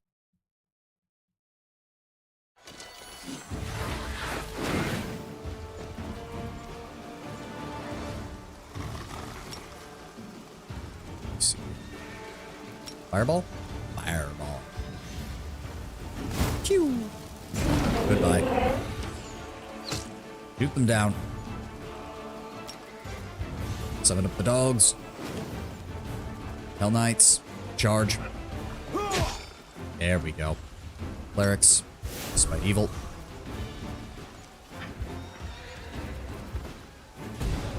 Oh, he's coming right for our clerics. Alright, shoot him. Fireball? Fireball. The settings version of they fly now, they fly now. No, because that's far more annoying. It's more of a, it's more like Tulio and what's his name from El Dorado. Fireball? Fireball. Fireball. It's the answer to everything. Defeating the horde of flying demons swooping from the sky, many crusaders got thinking that the battle tactics they know are not always suited to demonic confrontation. With every new battle, the army gains invaluable experience and the soldiers are eager to learn for their lives depend on it. So let's see here. There's another one here which will increase our daily income. What are these again? Oh, Glabrizu, right. 189 hit points a pop. Yes, dumbass, they've been flying since the Clone War. Yeah, no, don't even get me started on the sequel trilogy. Don't even get me started. No, I'm gonna rant. Oh, no. It's not even that I want to rant. It's that the sequel trilogy isn't worth a rant. It's not. And I was one of the people who defended The Force Awakens. I was like, look, yeah, it's a retread of A New Hope. That's fine. Let them play it safe for the first one so we can get a better second and third movie. I was fucking stupid enough to defend that shit. And then The Last Jedi came out, and I still have not seen The Rise of Skywalker. I refuse to see The Rise of Skywalker. I don't care to see The Rise of Skywalker. Fuck them. All right. This will clear out everything down to where her... No, you've got me thinking about it now. God, I hate that. The Force Awakens was fine, had some flaws, but the rest, yeah, unwatchable bullshit. Thank you. Yes, exactly. But it galls me, Tenwin, that I was one of those people who defended. It was like, look, yes, they're playing it safe. That's not a bad thing for something that they're putting new people on. It's fine to retread ground for The Force Awakens so that we can get something better in the second and third movies. And then Rian Johnson. Fuck that, man. Oh, God, no, don't even get me started on that. Oh, no, nope, I'm getting angrier. All right, hit the Glabrizu and the Minotaurs. Fireball. Goodbye. And then we're gonna shoot you. There we go. And then we're gonna bring in the dogs. Ow! Okay, that's not good. That dealt how much fucking damage? That completely filled our infirmary. Holy shit. Okay, that's not good. Well, we need to deal with that. Lay on hands others. Please heal them. There we go.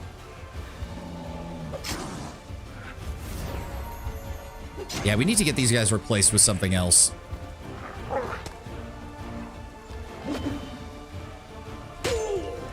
Okay. And then we're gonna cure wounds. Get these guys up just in case. There we go. Can we kill that before he goes? Shit, because I don't want him to cast that lightning spell again is the problem. Why do they deal so much more damage to the Minotaurs than the Shears? That's weird. Oh, thank God, they got a second turn. I don't know if we're gonna be able to do that. No, because we can't even reach them. He's gonna lightning bolt us again. Fuck! All right, okay, don't kill them, just weaken them. It's fine. Lay on hands others, get them back up. Go. Why the fuck are the Shears this difficult to deal with? Holy shit. Okay, we really need these guys to die. There we go, okay. Oh. 135 of our archers just suffered permanent nerve damage from being electrocuted twice. Good lord. We're in a really dangerous situation. Could you maybe tell me the best pilot, some of your plans here? Nah, hours day later. Why are you not trusting me? Yep. No, don't even. No, just stop. Just stop. I hate it. Oh, no. It's not worth it. It's just not worth it. The sequel, that's the worst thing, is like, it's just not worth it. It's not worth ranting about the sequel trilogy because they're just that bad. I can't bring myself to give a shit about them anymore. Like, yeah, years ago, I probably could have gone off on a massive rant. Maybe I will at some point. Maybe when I finally get down with this whole yapping thing properly, I can do just a full yap stream where I drink a couple of alcoholic beverages and just go to fucking town on how badly they fucked the sequel trilogy. And I don't want to hear any of the bullshit about John Boyega. Like, dude, we wanted you to succeed. Do you know how many people wanted you to be a fucking Jedi? We wanted you to be the main character. We wanted you and Rey to be the main character. We wanted it to be good after Force Awakens. We didn't blame you until you started mouthing off about the fucking Star Wars fans and claiming, oh, they're the real problem. No, everyone was desperately pulling for Rey and Finn to be a good fucking set of characters. And then it all fucking fell apart in the second movie and nobody gave a shit after that. The fact that they decided to find a way to use FTL travel as a weapon, the thing almost every ship could do, and would be weaponized instantly if this was plausible. Yeah, and then they desperately kept trying to be like, well, the reason it hasn't been done with this is because it's dangerous, and this, and that, and this, and that. It's like, you could have just not done it. You could have just not fucking done it. You could have come up with something else. Something else. Oh, don't even get me started on the combat in the second movie. Let's go back. The stupid bombers. The stupid fucking bombers. Oh, I fucking hate that. The army of Baphomet's cultists that had gained a foothold at Green Gates has been defeated. Ahead of the army, scouts rushed to the half-destroyed fort, looking vigilantly for ambushes and traps. The daily income increased by 200. Good. We're gonna fall back this way. Oh, that is the wrong way, apparently. That just leads to a dead end. Where are we? We could go to Green Gates. Are we a good level to do that? Is the question. How are we doing on resources? We've got a couple of material points. I need to save up because right now the important thing is we get this. We need to find the choke points. I know this is a choke point. This fortress, when we take it, is a choke point, and this is a choke point because pretty much all the demon armies have to come from one of those three directions to get to us. That'll mean that we can turn any other fortress over here into just resupply and financial areas.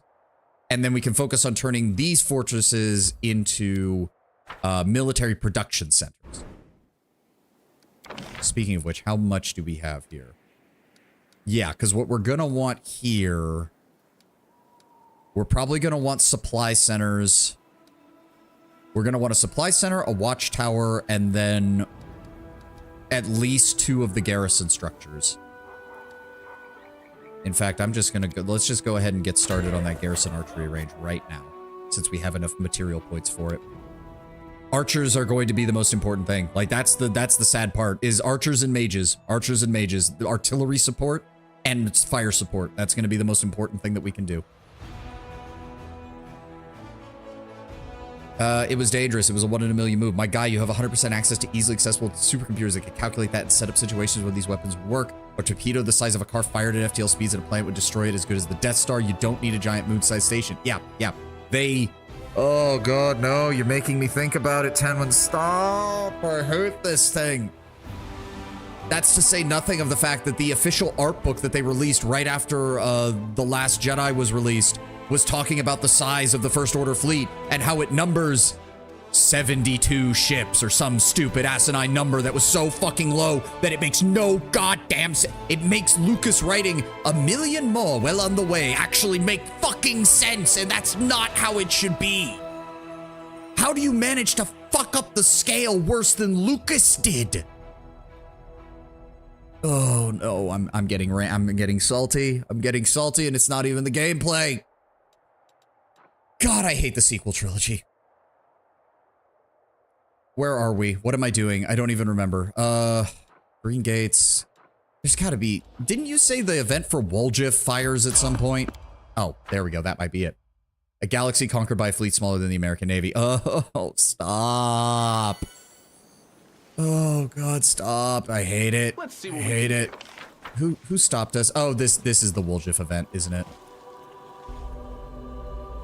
I can still fight. Quick, tie him up. It's the Crusaders! Crusaders are here! The Crescent of the Abyss must be informed!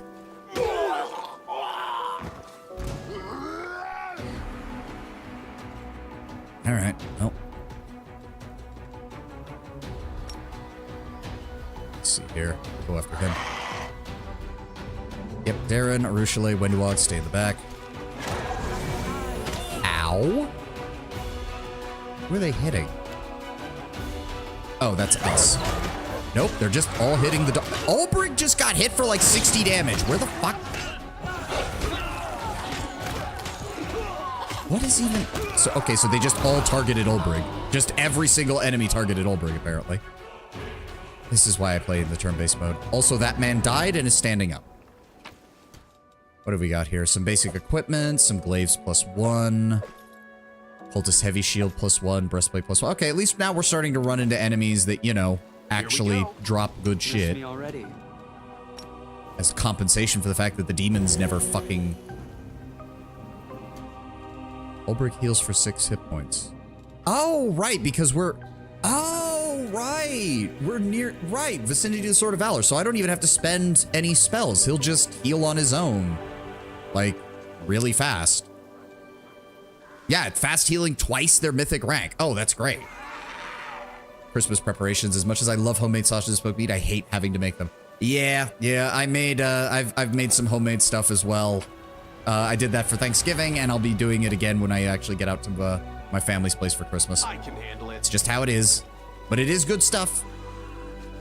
The result is worth it? Absolutely. All right, you almost fully healed, Ulbrich? Thank you. Does that affect animals too? Yes, it does. Okay, good. What did they hit us with? Oh, prayer, right. Basic debuff.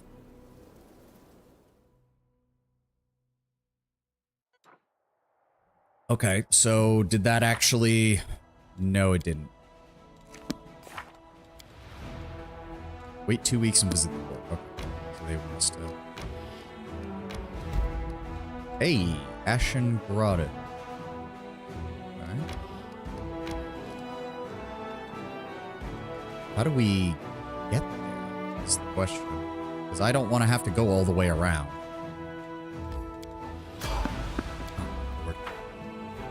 Mulled wine ribs, called glögg revben in Swedish, is one of the most delicious things in the world. That sounds good. That sounds good. Is it basically like a... Oh. Oh. Okay. These are big boys. These are big boys. All right. All right. I feel like a chosen one. Well, we're going to turn on the turn-based mode here. We're going to go ahead and bless everybody as well. We're going to just maximize the shit out of this, and then we're going to... So both of these require... My brain is blanking here for a moment. Dexterity saves, right? Or... Hold on. Yes, DC is dexterity based. DC is dexterity based. Okay. Dealing half your normal amount of blast damage or full damage for energy blast. Yeah. I'm thinking... Hold on. Which one is this? True Seeing, Unholy Aura. Spell resistance of 24, spell resistance 25 versus good. Spell resistance 24. Okay, so they have the same. Let's... What's their dex save? Oh, no. Reflex is plus 16. And plus 20. Now, just throw it one. You got a far better chance of hurting one. Let's go with the... Nalfeshne. Gather power. Gather power. Gather power. And mute. There we go. 117 damage. Get fucked. And then I want you to rush in Ulbrich and deal as much damage as possible. And you missed. There we go. Down he go. Oh my god, he does so much damage now. Oh right, the Divine Charge. That gets added to every... That gets added to every attack on the charge. Oh my god, Ulbrich, you son of a bitch. How fucking good is that? Darren, just move forward. You don't need to do anything. When do I... I'll rip you apart! have you move into flank. Ivu, you do the same. Arushale, fire. Okay, everybody made the fortitude saving throw except the dog. What did they just get? Sickened. Fuck. Ulbrich was poisoned. Wait, what? No, he wasn't. What are you talking about, game? Death from above, so you get the charge bonus. Oh my god, he does so much damage now. Now, if he would just stop missing the natural ones. Good god! It's like every time I get a full attack, one of them is going to be a natural one. It doesn't matter what it is. One of them is going to be a natural one. There we go. And we blenderized. Why is the fight not over? Why is the fight not over? Why is the fight not over? Why is the fight not over? Game. Game. Who else is here? What the fuck? I'm confused. Is there something else here or not? There we go. Okay, an ash giant. Thank you. Death from above. God, I love... Okay, Ulbrich does so much damage. Okay, Ulbrich and Wenduan now do so much damage. They are never leaving my party. Demons wait. And again, we're still in range of the commander's banner, so we don't even have to worry about healing. Regil, why were you hurt anyways? Huh. All right, no gear from that, but plenty of good experience. Those are like the big thick ribs, not the thinner one. What we do is we boil them in mulled wine with a bunch of extra credit, then cook them in an oven, then cover them in a sweet mulled wine glaze. The meat falls off the bone. It's thick, juicy, sweet with an intense Christmas smell. It smells absolutely divine. The only negative is that long cook. Yeah, it smells like smells like American style slow cooked ribs, but you're gonna be you're doing the marinating using wine, which of course requires you to boil it because it gets rid of most of the actual water. Meanwhile, the actual wine flavors are getting absorbed by the meat. So yeah, it doesn't sound that different from how people do ribs in the U.S. It's just people in the U.S. don't think of that as a Christmas dish. That's for damn sure. Ribs are much more of a summer dish. Unless you're in the South, then they're whenever. Let's see. Ooh, Temple of the Good Hunt. Okay, nope. We have to go all the way over here in order to get there. I don't like that. Okay, more random encounters. The thing I do like with this game as opposed to Kingmaker's random encounters is that most of them actually feel like, okay, this is actually helping contribute to me making progress. Like, here we go. We killed a demon. That's something that our army might have trouble with. Oh, look, an Abyssal Huntress.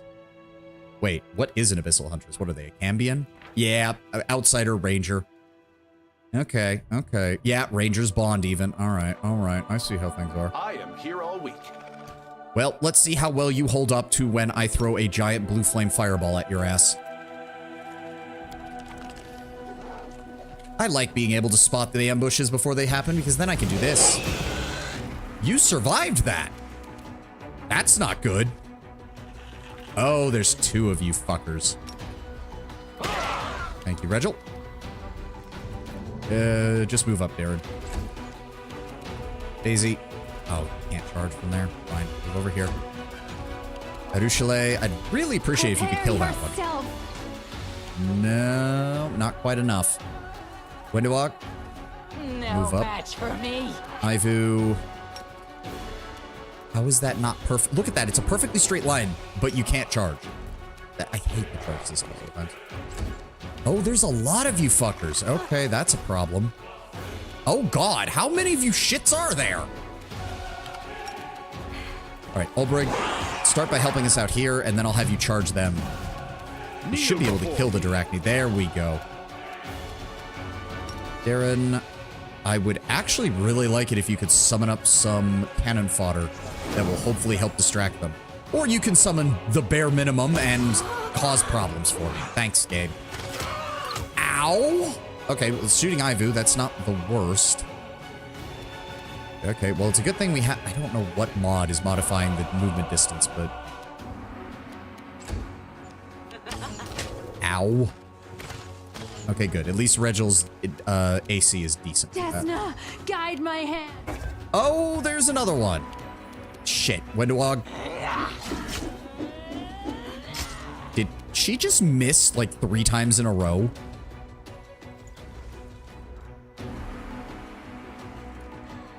Rolled a 3, rolled a 5, rolled a natural 1.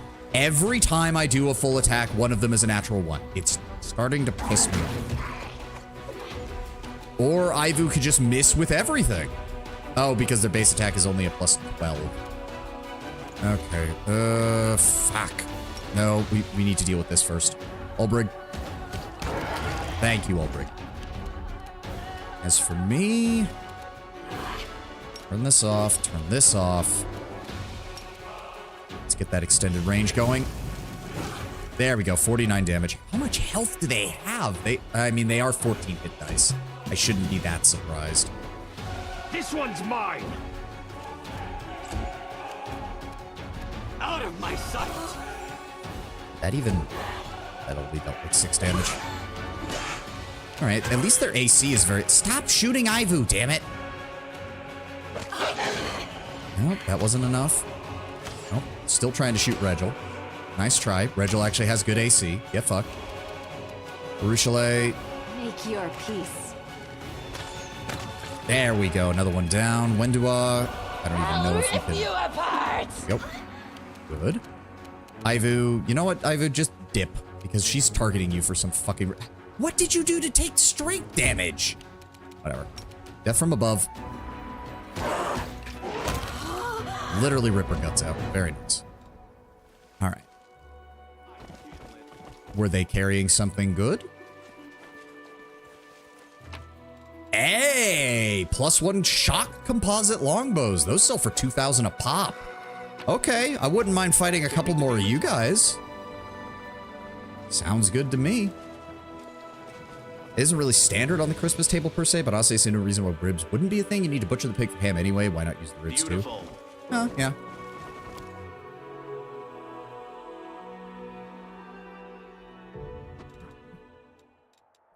Where was I going? Okay, this way. Luckily, we are still in range of the Commander's Banner, which does make things quite a bit easier as far as healing goes. It still has not been a full day. We could go to the Temple of the Good Hunt? I don't even remember what's here. Oh, not load. Save. Yes.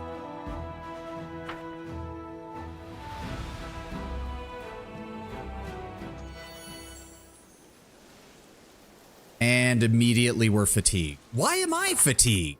I have the highest constitution of this whole group. Oh, because I'm medium encumbered. That's why. Fuck.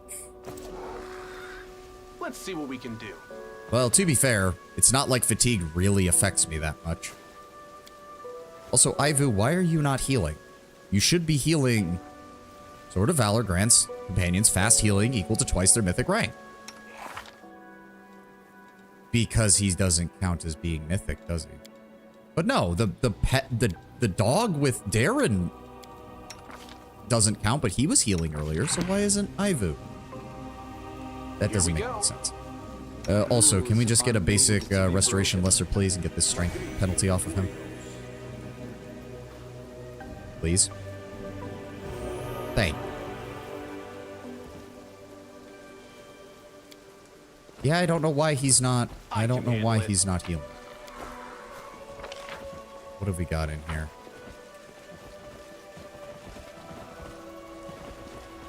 Anything around here? Can't make the demons wait. No. Anything over here?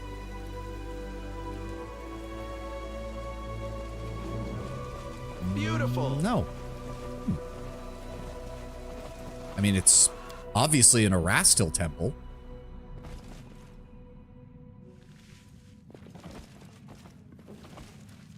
Hey, Kato, right, you were the apprentice dude. The young cleric of Erastil greets you with a shy smile. What an honor it is to see you again, Commander. Welcome to the Temple of Delamere the Blessed. As the temple's prior, I offer my greetings. At the word prior, the priest's face flushes pink. Wait, Who are you again? Kaido, the shepherd boy. Right, and then you gave me the whole description of Jode. Served under Rathmus.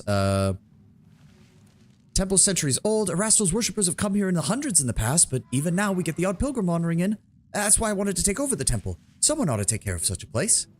Well, tell me about the temple and everything connected to it then, Kaido, since you're so knowledgeable. Where to begin?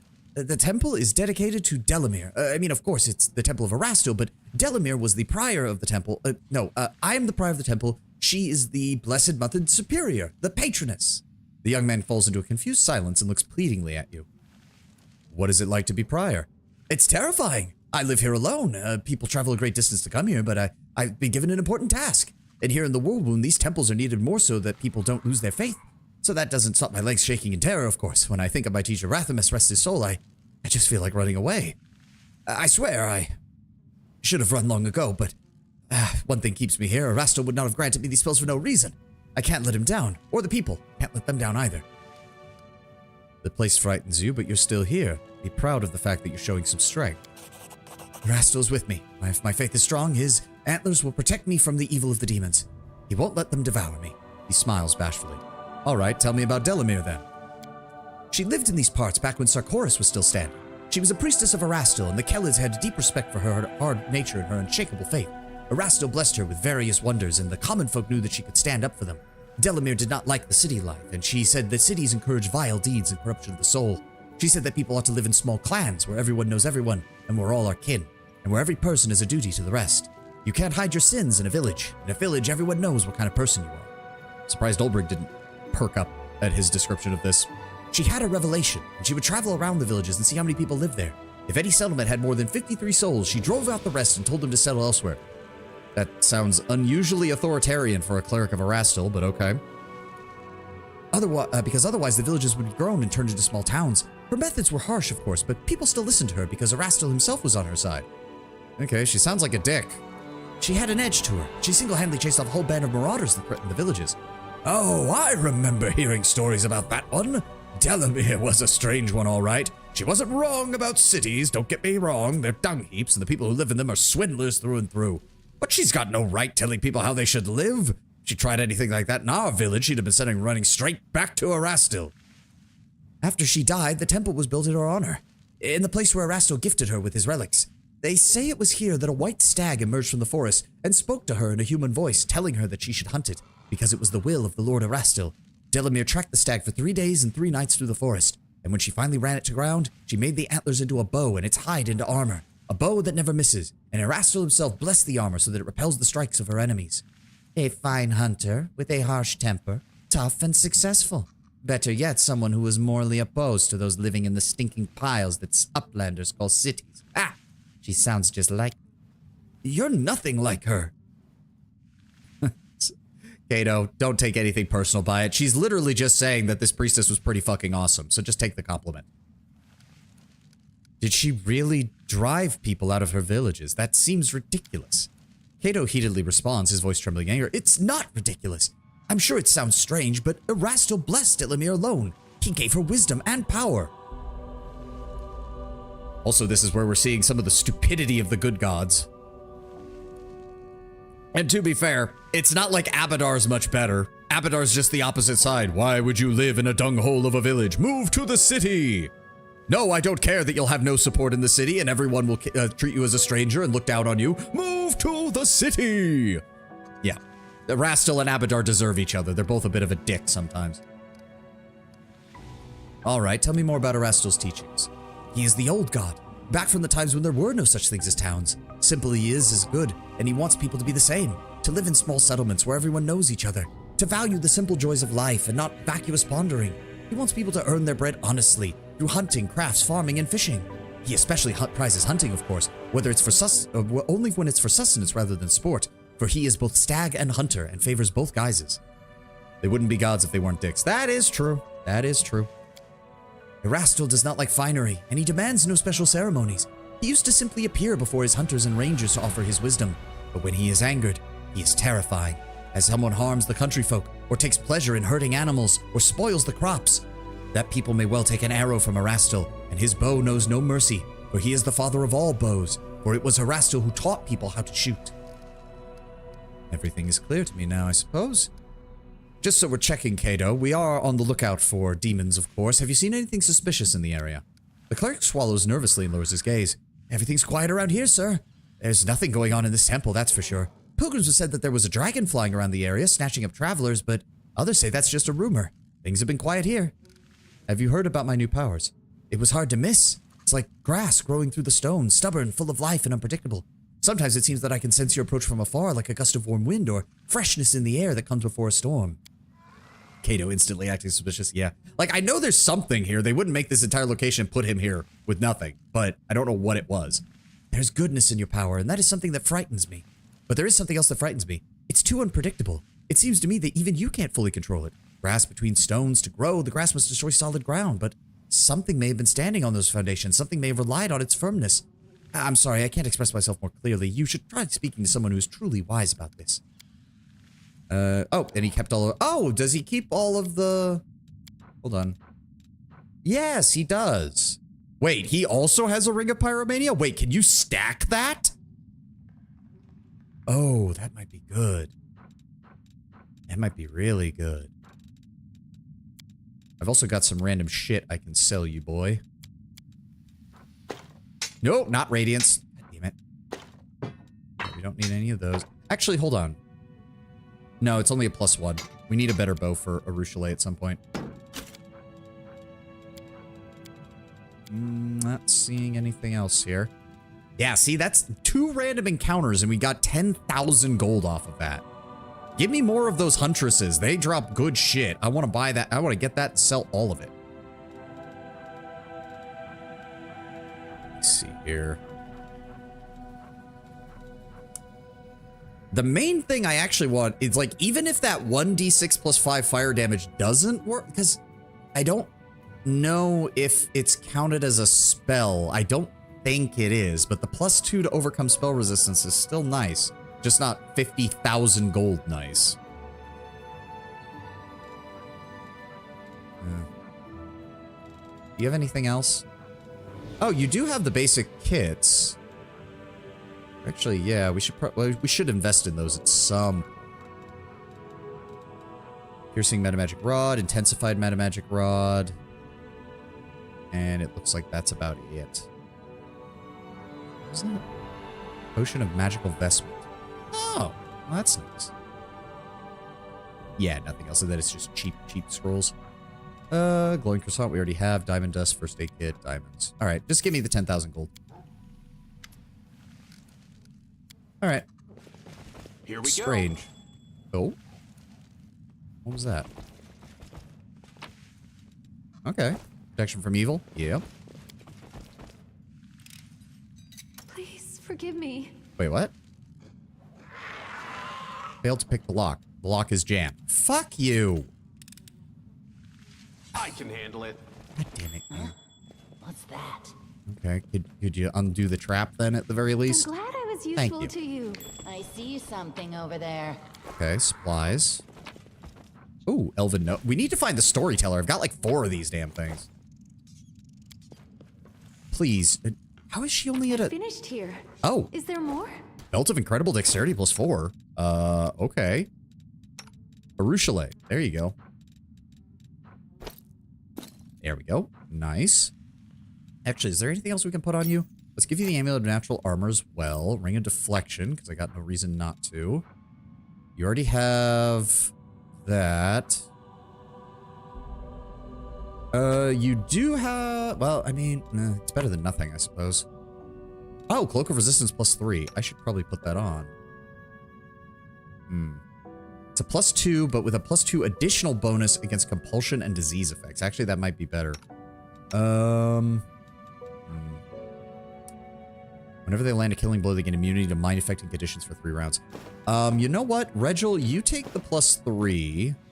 Wendua, I'm going to give you that one because you're often one of the people who kills things, and making sure that you're immune to Charm Person would be kind of nice.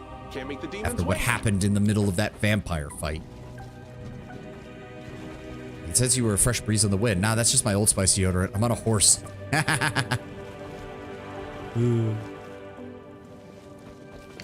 Oh, no, back it up, back it up, back it up, back it up. Where is it? Close that. Close that. I said close that. There we go. Please. Arushale. Allow me. It's no problem, Arushale. Just go ahead and give us a hand here. And we'll disarm that, please. I finished here. Thank you. Is there more? Let's see what we can do. Okay, so maybe we have to come back here at some point, because it seems like there's going to be more to this place.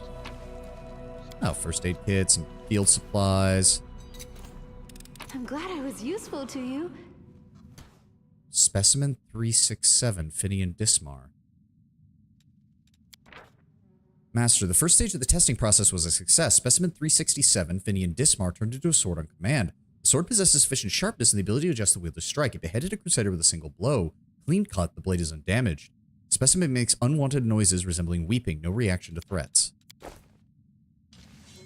Finian!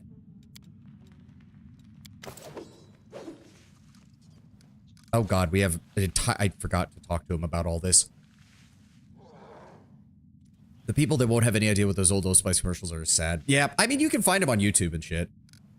Hail to the adventurers. You know, I never regretted following you. Everyone seems to resolve around you like beavers in a mill wheel. I'll have to write a report to my report to the Pathfinder Society. Although thinking on it, it's been a while since I last sent any of my reports. I want to talk to you. Sure, go ahead, though I don't really have anything noteworthy. You do realize that you're a weapon. What sort of question is that? I mean, sure, clerics keep going on about how every crusader is a weapon of Iomedae. But I don't think of myself in such fancy terms. I'm just a lad with 2 arms, 2 legs, and more freckles than I'd like. I choose where I go and whom to fight, and I don't want to be someone's weapon, you hear? Eridan's dead, now everyone decides their own fate. How did you become a Pathfinder? I always wanted to be one. Ever since I was a kid, I remember I'd go out to the edge of my village at sunset and just keep walking until I got tired. And there's the ad, which means I chose a horrible time to start this, but we'll be right back to this as soon as the ad is done. Just give me a moment. I'm gonna go stretch. I'm good on gamer sub, so yeah, I'm just gonna go stretch. You know the drill. We'll be back in about 2 minutes. 1 moment.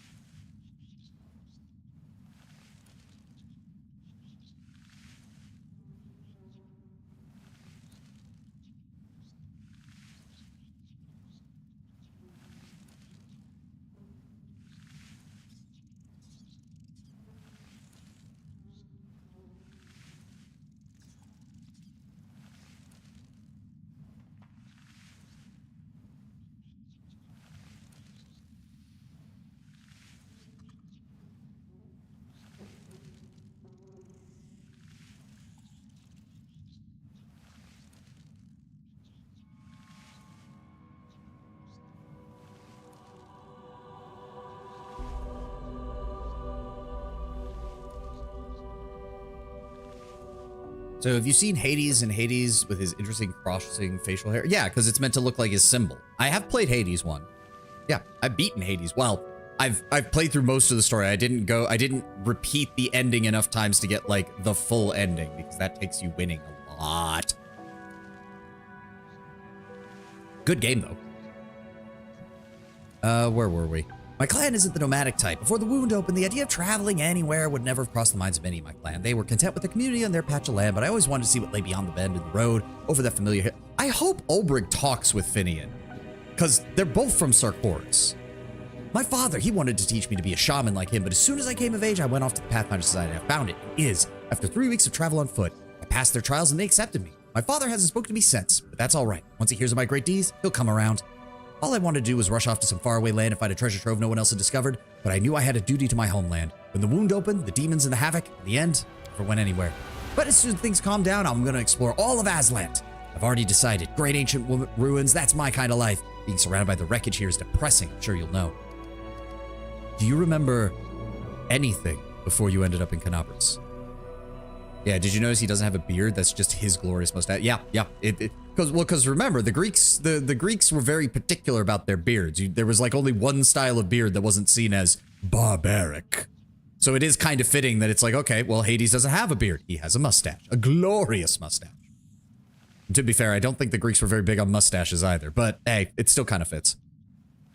There's uncertainty in Finian's voice. A lot of things happened. I mean, I remember how everyone was when the Wardstone was placed, and that was one hell of a celebration. Finian is silent for a few moments, and I remember when the cultists took me, they cut down my whole party and dragged me to their ringleader. Don't know his name, just that he was called the Bladesmith, and after that my memory gets a little fuzzy, but he didn't sacrifice me or anything, just knocked me around. Said he'd been looking for a phantom blade for a long time, and I don't remember why. How I escaped, that I can't remember.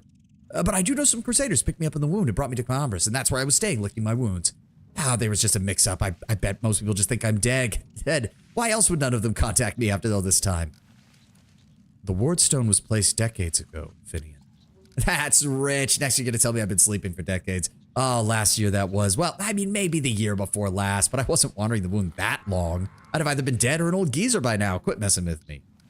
Finian, you're not human anymore. Finian's voice now starts to sound concerned. Hey, are you feeling all right, man? Maybe you need to have a lie down. I mean, I'm standing right in front of you. Poke me if you like. I'm as human as they come. Or do you think my travels have wore me down so much that I become an animal? Nope, not happening. My folks taught me to stay human no matter the circumstances. To remember who I am, to never shame my ancestors. I just noticed today, I thought he had an impressive beard, but just being his mustache somehow makes it more impressive. Did you or Ted have any lore questions I missed? I don't think so. No, we mainly just been dealing with this. How are you still able to commune with the spirits? Maybe I can. They don't really answer to me. I'm still a spiritualist by Phantom Blade, my power's within me, but I have this feeling that I've been separated from the spirit world by some kind of transparent wall. I keep knocking, but no one can hear me, I think. He forces a chuckle. Yes, all that Bladesmith's torture did do a number on me. Guess he broke something. Does Inquisitors have any form of interesting role-playing mechanics similar to Paladin's Oath? I believe they do. Because again, they're like a midway point between Cleric and Paladin. They're not as tightly bound as Paladins, but they're not as free range on their alignment as Clerics. Tell me about the Pathfinder Society. Oh, sometimes folks curse our names and call us opportunists for just wanting to line our pockets. I'll admit that's part of it, but we're travelers, explorers, and solvers of mysteries and fighters of evil. I mean, good coin doesn't hurt anybody, but for folks like me, it's not what matters. We're curious. We want to see the world, play a part in it, stick our nose in everything. Getting into our circle isn't easy. You have to prove yourself that you can endure anything you're sent to, and you won't shy away or flee. That's why you'll never catch a long line of applicants outside the Society lodges. Every lodge is a venture captain. If you prove your application, you're in. And there are so many lodges in the world, but the main one, the Grand Lodge, is located all the way in Absalom. Never been there myself, but I've heard stories about it, about the Decemvirate, that governs all Pathfinder affairs. I found the cultist reports on some of their tests. They said they used you to kill Crusaders. What? Nah, it's gotta be the wrong guy. I've never been friends with cultists. I would have remembered something like that. I bet they caught some other Pathfinder, maybe bent them to their will or something, but not me. I'd have remembered. And I wouldn't lie to you. I would have remembered. All right, that's all, Finian. Here we go. Oh, this is... Good lord, why are we suddenly running into... Okay, apparently I need to find an item that gives her more trickery, because we're having problems. He has a plus 22 in trickery, too. Dear lord. Wait, what are the bonuses she has on that? She does not have a competency bonus. Okay, hold on. We can buff this then. Guidance. I shall not be swayed from my path. There we go. I finished here. There we go. Is there Ooh. more? Ultimate Predator. These knee pads grant the wearer a +2 insight bonus on attack and damage rolls made with natural weapons against animals, magical beasts, and monstrous humanoids. Okay. That's going on Ivu. Just imagine slipping little metal gauntlet paw pads on Ivu's claws. I can handle it. There's something called Inquisitions, which takes the place of a cleric's domain, which reinforces whatever the Inquisitor's purpose may be, but it has gameplay mechanics to be up to the player to roleplay to match it. Okay. What is this? It appears there is a carefully concealed doorway in this place. Huh. Where does that lead? Kato's face goes gray and he falters and stutters over his words. What door? That door. It leads to the cellar. Nothing interesting behind that door. Sweat breaks out on the clerk's forehead as he looks at you with pleading eyes. You're hiding something, Kato, and if you continue to do so, your flock will suffer, as will this temple. Is that what you want? Kato looks upon the verge of tears. It's Zandra. It's Zandra. She's a witch. She came here one night and threatened to torture me and demanded that I let her into the crypt, and then she said her friends were coming into something, and then she placed a curse on me, and if I allow anyone to the initiated serve as a Baphomet in the crypt without permission, a brood of rats will appear in my stomach and they'll gnaw me from the inside out. Zenedra is one of the senior cultists of Baphomet and the stronghold of the Average Sanctum. I want to live. I'm no warrior. I'm just a shepherd. And I haven't said a word to anyone. They go in there and they do things and they whisper, and I'm afraid to go in, and they can't go in. No one's in there anyway. Zedra hasn't been here for days, and Arasto willing she won't come again, that accursed witch. The little priest has struck a friendship with the demon worshippers. He betrayed us, hid them in his own temple, and now he's been caught. What should we do with a foolish little bird caught in the snare, master? I know so many wonderful ways of inflicting pain. I scarcely know where to begin. The hunter's gaze grows hungry and predatory like a wildcat that has spotted a defenseless dove. Pure animal terror is written on Kato's face. The commander won't let you get your claws on me, evil fiend. He is just, and will hand me over as tried as the law commands. The law? I spit on the law. Do you know that the commander and I are very close? If I ask him to give you to me, you really think he'll refuse me? For the sake of a pathetic loser who's been caught working with demons? Wendowog's voice is smug and mocking. She looks at you expectantly, her eyes sparkling with amusement. So Zenedra in Book 3 are actually corrupted God-caller, a summoner with a sliver of mythic power who could summon a bull-like eidolon dedicated to Baphomet. To reiterate, Inquisitors are kind of the opposite of Paladins, where they can bend the edicts of their gods as long as they fulfill purpose, hence why witch hunters can harm innocent people without losing Iota's support. Yeah.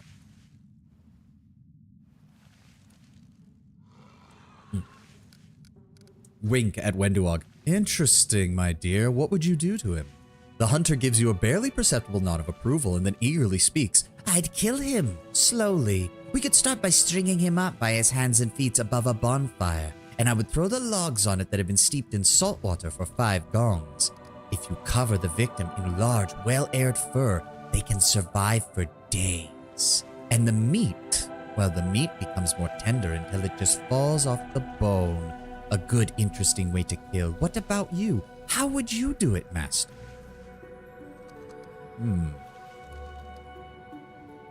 We could cast a spell to make him look like Queen Galfrey and send him off into the demon's waiting arms. And let the demons have all the fun? Oh, not my style, master. Why give our enemies such a gift?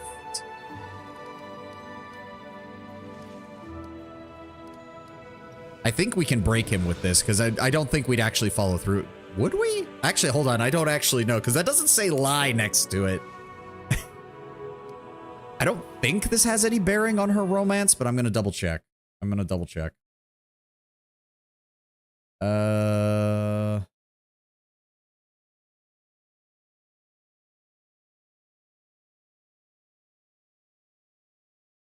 At some point, no. No.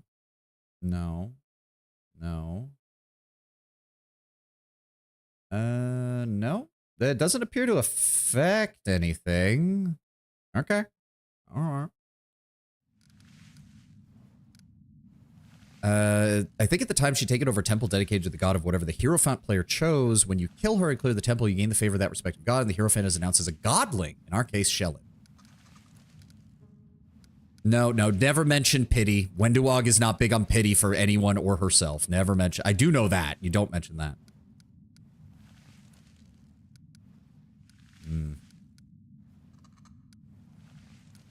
See, the only reason I think this is still bluffing is because there's no alignment option. If this was legitimately, yeah, I'm gonna let Wenduog torture this man to death, there would be an evil mark next to this. Of course, we knocked her out. The DM let her auto-healing BS go off and she teleported away. Oh, that's annoying. Fine, Wendu. Take him and do what you want. Commander, please don't hand me over to this monster. Wenduog spits on the floor in disgust. There is nothing more revolting than a man sobbing like a child. Even the thought of touching you now turns my stomach. You hear that now, maggot? You're not even worth the time it would take me to come up with a good execution for you. How do I get into the crypt? The cleric's resistance is hanging by a thread. His lips are trembling and his voice drops to a whisper. I have the key. But what right do you have? Okay, I think the only way to save him is to have either Angel or Trickster. Because he dies otherwise.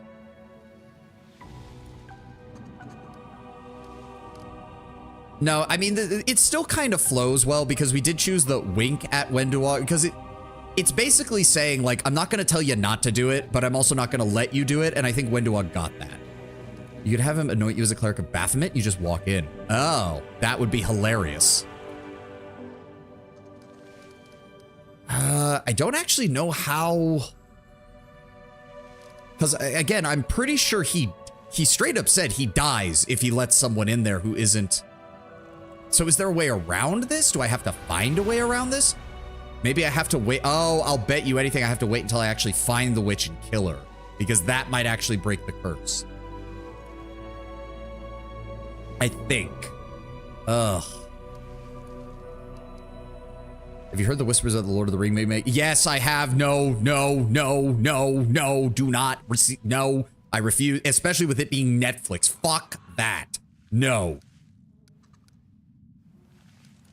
It's another way outside. Trickster Angel involves waiting. That's what I figured. Fine. You don't have to hand over the key if you don't want to, but I will get to the bottom of this. Thank you. Trust me, Commander. I can handle it myself. That I do not believe in the slightest. But you're lucky that I'm playing a good character. Yeah, it involves wait. We're just gonna have to wait. Wait, didn't he say that she shows up on certain days? Do we just wait for that to happen? Oh, he's not gonna say it now. Fuck. Beautiful. Hold on, if I guidance you again, will that allow me to use it again? What does Netflix think they could do with the Lord of the Rings remake?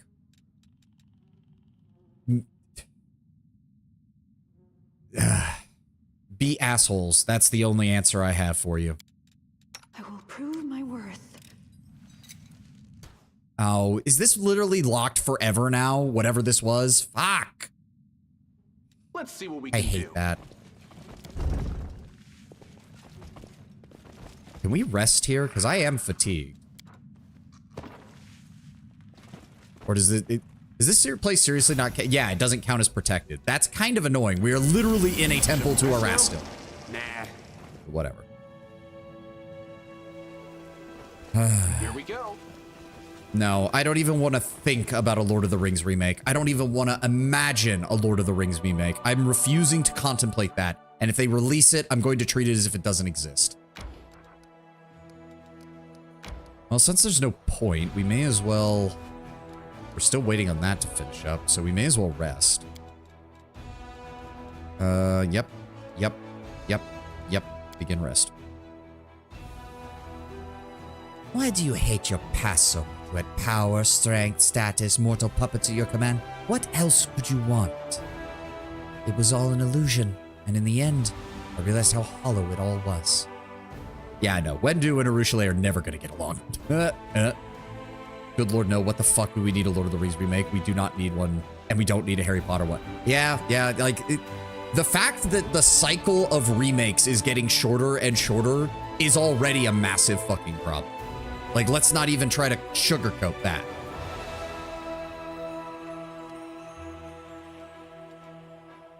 Okay. What is this?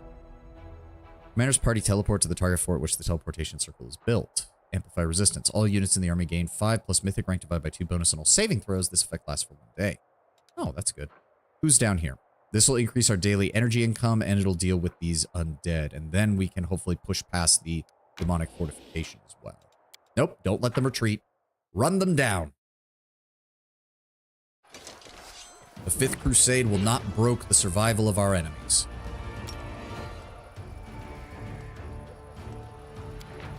Let me see here.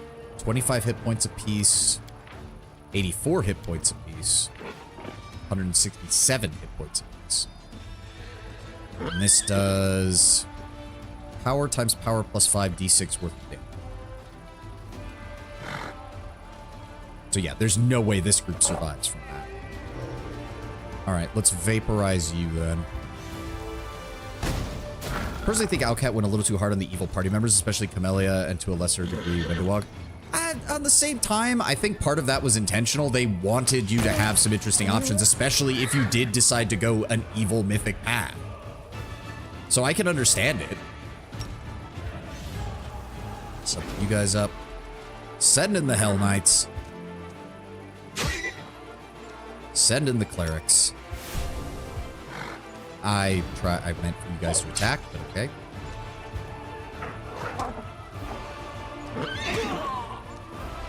Oh, finish him off.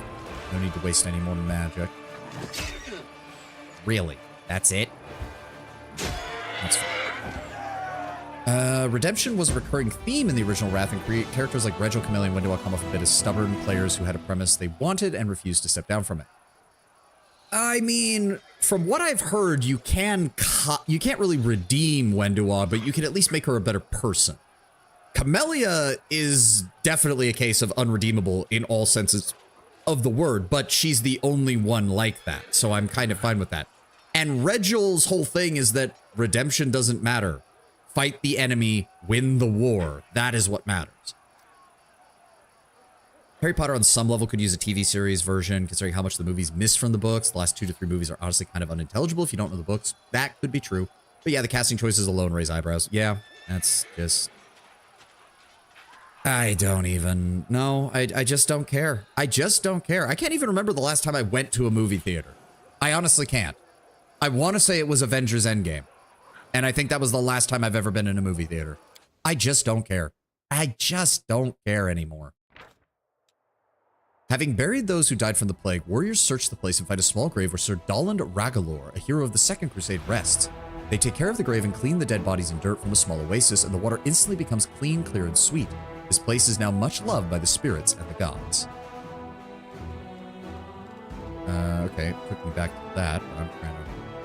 Last time I was in a theater with Sonic 3, it was 100% worth it. I have heard good things about the Sonic series, and I did eventually watch them on a streaming site, so they're good, don't get me wrong, but I just... To be fair, like, when Sonic 1 came out, I was highly skeptical, as I think a lot of people were. But it turns out that so far the Sonic movies have proven to be probably some of the best video game movies we've ever got. Alright, who is actually in here? We've got Demonic Knights, 4 Amoxuses, and 6 Ash Knights. Alright, let's clear them out.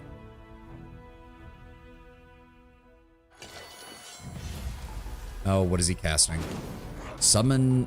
Oh, he summons the Babao. Okay, well, thank you for all clumping up, though. Get fireballed. I'm just imagining that they're in the fort, they're prepared, and they're like, we can take on these crusaders, and they sally forth, and then my general and an army of mages just lob thousands of fireballs at them until everything is dead. That entire demonic garrison wiped out, just gone. Having Snape played by a person of color is a brave choice. Not only must be extremely tough to be compared to freaking Alan Rickman, but it means that in context of the stories, it means that Harry's dad actively targeted a person of color for intense bullying. And I can't help but imagine it won't accidentally imply that Harry's dad was a racist. He's already struggling with bullying jock label. Yeah, like, you already had some unfortunate implications regarding Harry's father, but the entire point was that he grew out of them and became a better person. But with the way most people view that kind of bullying, you literally will be unable to redeem him in a lot of people's eyes. And they will wonder why. First of all, why in the hell would you do that? Like, what baffling fucking decision decided to be like, yes, let's make Harry's father completely irredeemable and a racist asshole? Why? What does that serve? Finance points increased by 50, material points increased by 5. Oh, good. The Kobold Clinic provided the commander with letters implicating a number of prominent individuals in Neurosian as having connections to the demons. These people are plotting against the Crusade and impeding the supply shipment striving to destroy the commander. The disclosure of these levels will put an end to this conspiracy. Good. The people claiming he grew up to be a better person was only ever his close friends. You know, the people that were enabling the bullying instead of stopping. That is true. We have no clue if he actually did grow out of it and they didn't have a bias. Yeah. Well, again, okay, hold on. On the other hand, Tenwin, on the other hand, from the perspective of a children's book, we should probably consider that they were mostly correct. It's only once you actually become an adult and actually start thinking about these things beyond the context of a child's book that you start to wonder about that. If you remember that this was, again, a children's book, I'm at least willing to accept that as a viable argument. And let's be honest, Rowling never thought beyond it's a kid's book. An envoy from Elysium. Oh. President was visited by a fascinating creature in Azada, native Elysium. He politely stated that he wishes to meet the commander in person. Okay. The event can only be resolved by visiting the commander's headquarters. Well, we're going to have to... Well, we did just rest. I'm going to do that now. Maybe...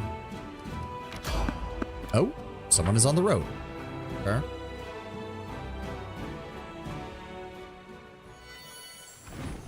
Oh, shit. Oh, I thought this event only happened if Greybor was here. Fuck. Yep, Devara, chaotic evil dragon.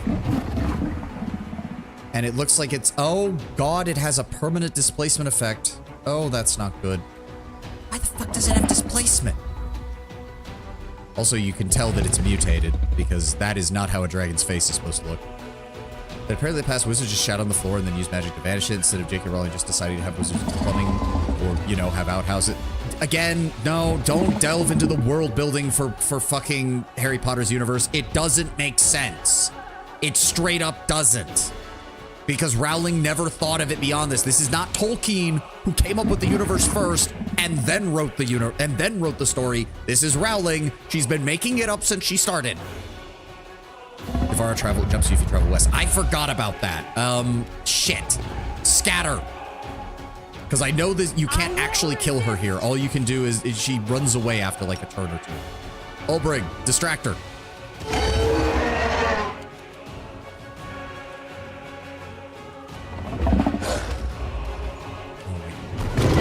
Yeah, he still hit all of us. Fuck. And Darren is down. Fucking A. Press the attack! Concealment! Great! Well, fuck No me. match for me. Thank you for actually hitting her. Alright, well.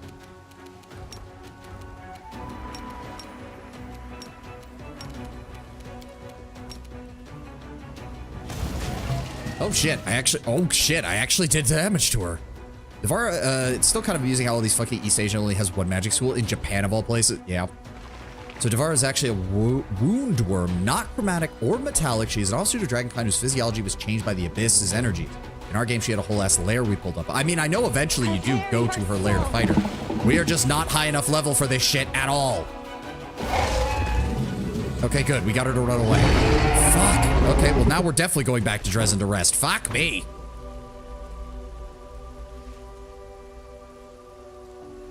I can handle it. Darren, heal everyone, please. The world's not ending just yet.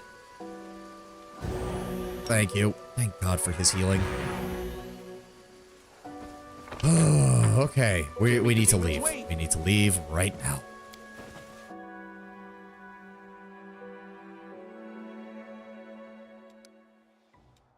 I also love whether to point out that Harry Potter universe would not remain secret for much longer. It's like 15 years after the end of Harry Potter, with social media blossoming and young Muggle-born wizards starting to demand the attention, revealing magic over and over, and the wizarding world is notoriously unaware and disconnected from the Muggle world, meaning that they would not have a chance in hell to contain it. Yeah, no, like Harry Potter as a whole is just a product of the mid to late 90s environment that it was written in, and that's like there's no other way to say it.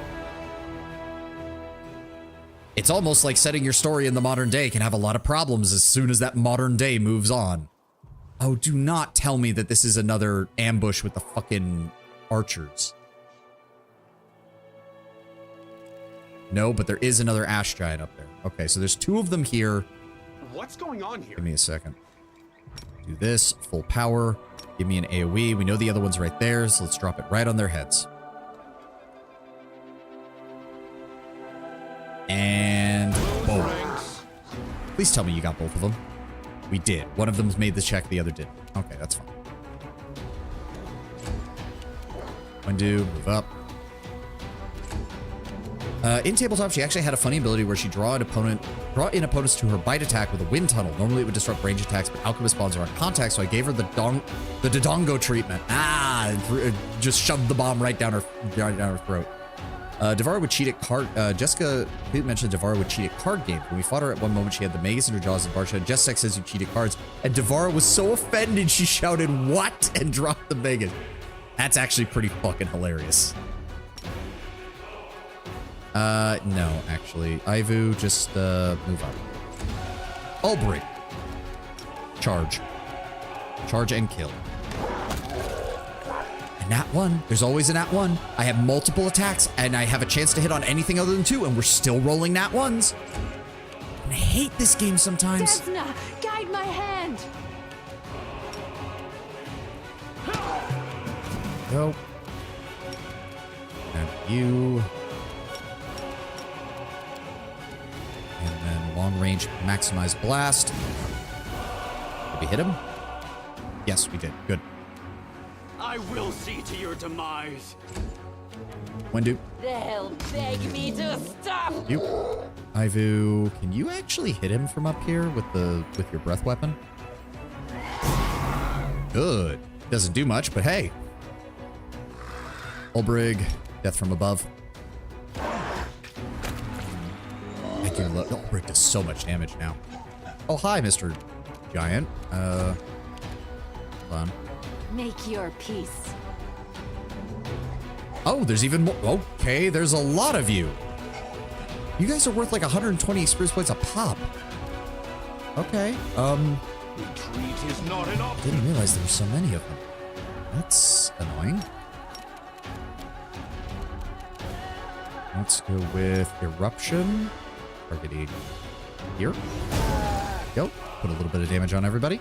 Precision And great. Gotta get my haircut. It'll probably take the rest of the stream. I'll see you tomorrow. Thank you, Lord Bramber. Thank you for being here. Hope you have a good haircut, and hope you have a good rest of the day.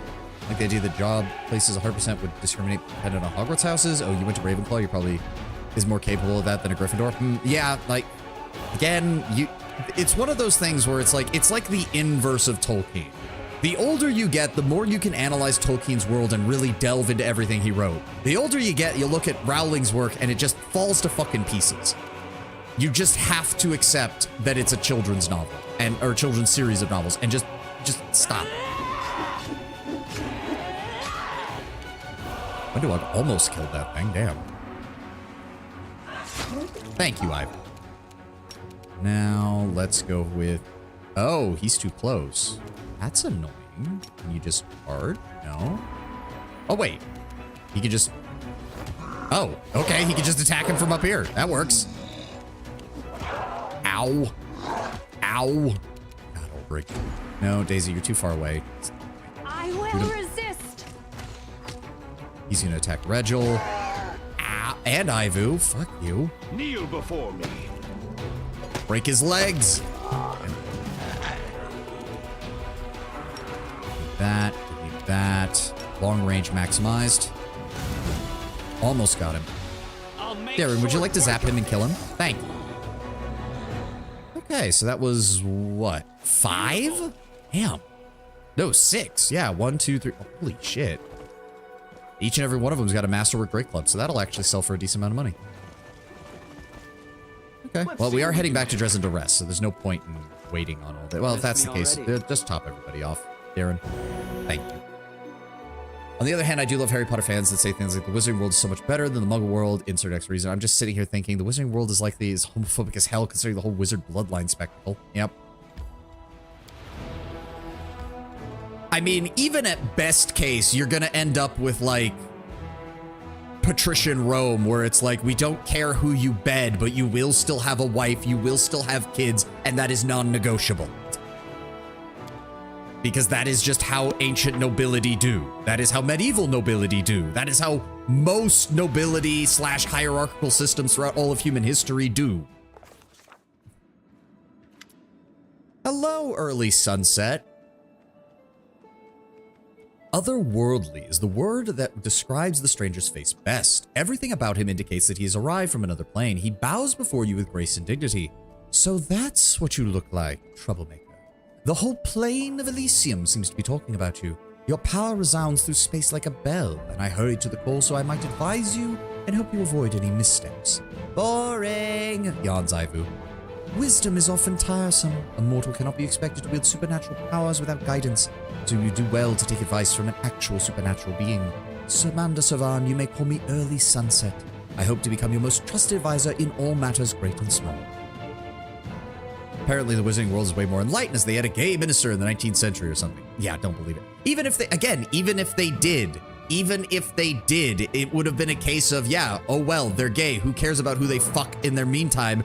If they're in the Wizarding World, they still have to have kids because Wizarding bloodline bullshit. It wouldn't have mattered. It's just bullshit. It's just bad world building. Rowling can write an entertaining story. There's no doubt about that. But her world building skills are shit. So you're an Azada then, from Elysium? Not precisely. The news of you and your peculiar abilities reached me as I was traveling between the planes. So I have not come directly from Elysium, though I can tell you quite a bit about it if you'd like. Alright, how can you help the crusade? I can monitor your abilities, observe how they develop. You've probably discovered by now that they are somewhat chaotic and prone to spontaneous manifestations without your deliberate will. It's not surprising. Zota and other supernatural creatures are created from their powers already as a part of them, yet you received yours as a gift. That gift may be inconvenient and even dangerous. I will try to learn more about it and teach you to control it. A mentor is essential for such undertaking. I imagine the idea of you need an heir would spread to parents being angry at children if they discover being homosexual because it's more convenient if they don't have to deal with lovers. Again, that would depend entirely on the individual. Because we do have a lot of cases from places like ancient Roman stuff where it's like, hey, you can be seen with whoever you want in public, but you're gonna have a kid and you're gonna have a wife or a husband in the case of lesbians, I guess. That's just non-negotiable. Now, the level of tolerance there fluctuated. There were periods in ancient Rome where nobody really gave a shit, and then there were periods in ancient Rome where even if you tried to keep it on the down low, if people found out, you were still gonna get publicly humiliated at best and possibly ruin your entire life and the life of your lover at worst. Depends on how intense the sanctity of marriage is in the Wizarding World, which was never clarified. Yep. If you're, hold on, the Charlie voice. Charlie, if you're really a good mentor, then you should teach the fun stuff. You know, things like how to make a pretty picture on berry jam with whipped cream. Ivu licks her lips. Not this boring stuff. So what do you know about my power then? It is unique, no doubt about that. Everything seems to suggest that you are somehow wielding the powers of the mightiest Azatas.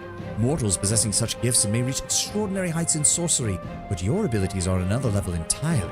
They abide by very different rules, if there are any rules at all to speak of. If this is the will of one of the gods of Elysium, then I'd at least like to discover their intentions. That said, it may well be a very perilous case of folly long forgotten by its author, and not deliberate design. In such a case, you will need my help and advice all the more. Glad to meet you then, Early Sunset. The pleasure is mine, the newcomer inclines his head. I'll take up no more of your time, Commander. If you wish to talk, I will be nearby. It will take me some time and observations to ascertain exactly how your power manifests and how you must wield it to stop spiraling out of control. Once I have something useful to tell you, I will inform you without delay. What happens if you have the demon path here? I don't even know. I've never done the demon path. No idea. So I know with the trickster, I think you get Sakabanoth. That or he's the demon one. If you're going down the angel path, the Herald of Iomade shows up and he tries to basically be your bro. Azada has Early Sunset and Ivu show up, though they're obviously very different sides of the Azada coin, so to speak. And I don't know who shows up with Aeon. Actually, I think no one shows up with Aeon because Aeon's whole thing is Aeon rejects that any extraplanar influence should be here at all. Unfortunately, Lord Bramber is the only one who would know, and he just left, so. Commander, I have alarming news. Sir Kiar seems to be ill. He stepped back almost completely from commanding his forces, and the Everbright Crusaders are a large and experienced force. Our strategy relies heavily on him. I would ask you to please talk to him. Devil Path Hellboy pops up. Well, here's the other thing, Tenwin. The Devil Path is not unlocked until later in the game. You have to fall to become a devil. If I remember correctly, Azada and Aeon both can eventually fall to devil. Why they made it so that it's Azada and not Angel, I have no fucking idea. Demon parts or whatever the evil... Well, the evil paths to begin with are demon. That's the only one because... Well, there is Lich. With Lich, you have Zacharias. The Zacharias just pops up whenever he needs to, like, continue your training to become a Lich. Might be time for Sir Kiar to step down and hand over leadership to one of his younger, more energetic knights. He's not a young man anymore, and he seems to be struggling to keep up with the responsibilities. What do you know about Sir Kiar's troubles? Just rumors, Commander. They say it's like his mind is somewhere else at most times. He's anxious and won't say what happened. Sir Kiar is deeply respected by his people, but when people see him acting strangely, it starts breeding uncertainty in the ranks. I'll talk to him immediately. Thank you, Commander. It's a necessary step to maintain our fighting ability. Blech. Anything from you guys? Nope. Nope. Nope. Ah, early sunset. What questions are you burdened with? Early sunset greets you graceful as ever. You get the point. You're a demon path here and Hellboy pops up in nowhere. Hey kid, remember my amazing movies that they can't... Yeah, they just can't. Tell me about yourself. By mortal standards, I am very, very old. Telling you about myself would take an unreasonably long time. Early sunset closes his shimmering eyes for a moment. Many of the creatures that you call supernatural emerged from the reborn souls of mortals. I am not one of them. I was shaped by a fragment of my home plane and an embodiment of its principles. An eternity has passed since then, during which I have seen the incredible and witnessed the unbelievable. Gods battling one another in war, demon lords rising and falling, centuries-long dispute over the fate of a single soul brought before Pharasma for judgment. Despite the breadth of my experience, there are still things in this world that can surprise me. Like you, for instance. Hellboy 2 is such a classic. I argue both of the movies are good. Both Hellboy and Hellboy the Golden Army. They're both really good. Tell me about the gods and things that have happened on the other planes. You must have witnessed many a great event. Oh, I have a story you should find most engaging. It is not directly related to you or your current events, but it is quite instructive. It occurred, less than 600 years ago, as time is measured in the mortal planes. For us, it may as well have been yesterday. It began with Eola, Lady of the Hunt, a demon lord who has since perished. It was her penchant to take control of the body of a recently deceased hero and visit their family and friends to wreak death and destruction upon them in a gruesome manner. Eola preferred to keep the hero's soul somewhere close at hand in order to make them watch as their loved ones die, unable to intervene. Early sunset falls silent for a moment. Believe me, I take no pleasure in recounting this meaningless violence. It so happened that Eola picked a righteous Desnan priestess, one that the goddess was especially fond of as her latest victim.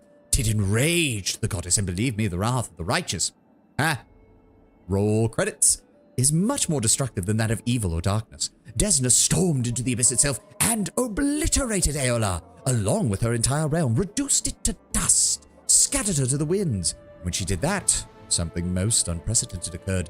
The demon lords, who had lived like spiders in a jar since time immemorial, never missing a chance to bite at one another, banded together in what became known as an alliance called the Coalition of Chaos. I don't recall ever, and I do mean ever, laughing as hard as I did when I heard that name. That said, most of the gods did not see the humor in it. A planar war was about to break out, one that would claim at least as many lives as the Earthfall, all because of a single priestess, her family, and her friends. Thankfully, it was Calistria who wished to right Desna's wrongs. The goddess of revenge revealed her most powerful aspect, sowing discord among the demon lords. The Savored Sting is a true artist in that regard, I must say, and the coalition crumbled. The war never began. The demon lords and their armies crawled back to the abyss, where they belonged without glory. I suppose at least Desna actually did something instead of sitting on her hands. If you feel in your heart that that is the right path, then do not stop. Act as the goddess of the stars did. Elysium. What is it like? It is a plane of contradictions, built upon the ideas of freedom, good deeds, and openness to all. But here is the paradox. If you do not believe in restrictions, and you are prepared to accept everyone, must you also accept those who seek to restrain your freedom and bind you? If you are good and enjoy liberty, must you put up with those who are evil and thirst for power? Will banishing them be considered a restriction of their freedoms? So many questions. So chaotic is the plane of Elysium that its separate parts sharply contrast with the whole. Vengeful Calistria and Golrum, embodiments of endless and meaningless war, rule over Elysium just alongside carefree Desna and the adventurer god Caden Kalen. I must say that one thing Elysium cannot abide is order, but it wouldn't be quite true. It's more that order simply avoids Elysium at all costs. And how is your study of my power progressing? Not as quickly as I'd like. I can already tell that the key to controlling your power lies in self-control, believe it or not. You are driven by emotions. It may bring visions of Elysium upon you, or it may turn the rock you stand on into a garden. So far, these manifestations of power have been harmless, but someday you might transform a fortress wall standing between you and an enemy army into a curtain of flowering vines. That's why you cannot simply let things run their course. You must be cautious and prudent when making such decisions, and I will be there for you. I will intervene and advise you if the choice you're about to make is potentially dangerous. Why did you decide to come to help me in the first place? Well, someone had to. Early Sunset, his voice heavy with meaning. Any who wields such kind of power, especially a power hitherto unknown that shifts the balance of the war for the world wound, cannot be left unattended. I mean, as much as I'd like to avoid odious comparisons of a moth drawn to flame, it is true, in a sense. I have been drawn to your light, and so here I am. Farewell, and remember that I am here to help. Here we go. I don't think I need to do anything in here. We do need to check in with people, though. Just head out to the streets. I'm thinking maybe we should just round up the remaining NPCs and get their conversations done with while we're here. Captain O'Don gives you a polite nod. What can I do for you, Commander? Captain, what exactly is your role in the army? I'm responsible for drills, organizing exercises, briefing the officers on all strategies that you approve. Furthermore, I have the honor of serving as the chair of your military council. And what exactly are the responsibilities of said military council? Determines the strategy for the army writ large, enacts any reforms, approves new equipment standards, and makes decisions on all issues regarding military action on the front lines. And tell me about your military career, Captain. My family has lived in Mendev for generations. Simple but prosperous folks. Even as a child, I was interested in the study of warfare and always knew I'd end up joining the ranks of the professional soldiery of Mendev. After serving for 3 years as a cadet in the capital, I was stationed at Leswall, where I graduated from the Crusader War College with honors. Only then did I return to Mendev. For 25 years, I fought many battles as part of the various border patrol units. As a result of my service, I was distinguished with command with a promotion to the rank of captain and a subsequent transfer to headquarters. Captain O'Don falters and his expression darkens. He remains silent for a while, then shakes his head and continues. Now that I don't have to do drills, I had the time to focus on studying tactics and strategy. My fellow officers called my desk the archive because it was always covered with manuscripts and military treatises. I have to wonder if this is Owlcat not knowing how military hierarchy works, because I really hate to say it. Yes, captain sounds impressive, and it is a solid line officer, but if a captain has been stationed to a headquarters for a national military, congrats, he's the low man on the totem pole. The only thing he's doing is running and getting the coffee. Like, that's just the case. Some members of my family have been fairly high-ranking in the military, and they've gotten to those ranks, gotten stationed to headquarters, and immediately become the lowest person on the totem pole responsible for the most asinine of shit. So I have a feeling this is Owlcat not knowing how a national military scale would work, because a captain is like a brigade commander. Maybe a battalion, depending on the size of the military in question and how many intermediate ranks they use. I never did become a commander, even though it was my childhood dream, but I was able to become a competent enough officer to be serving directly under your authority. I hope you'll find my knowledge useful.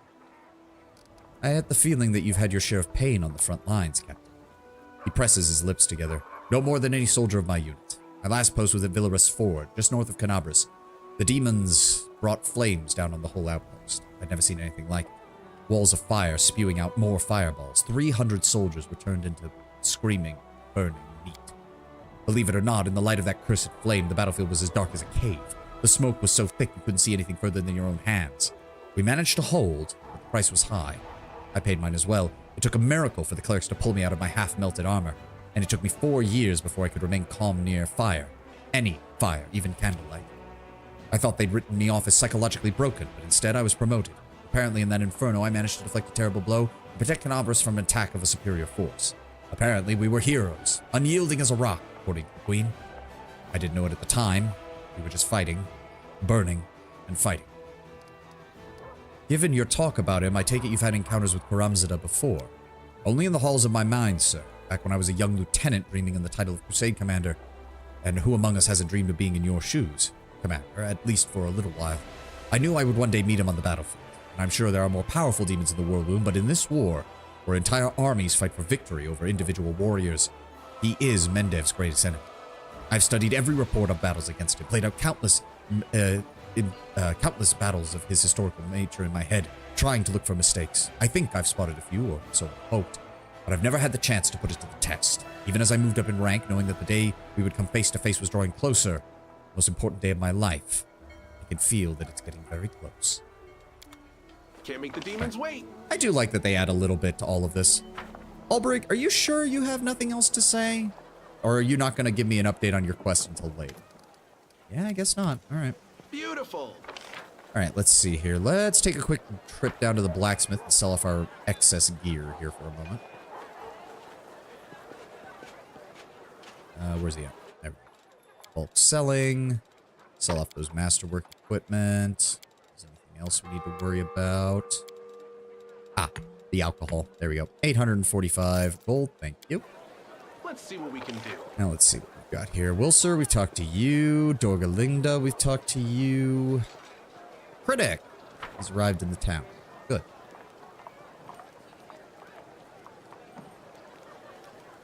Ah, where are you at, buddy? Here we There go. you are. The hood of Krennic's cloak is lowered more than usual, and his body is frozen as if he were trying to merge with the wall.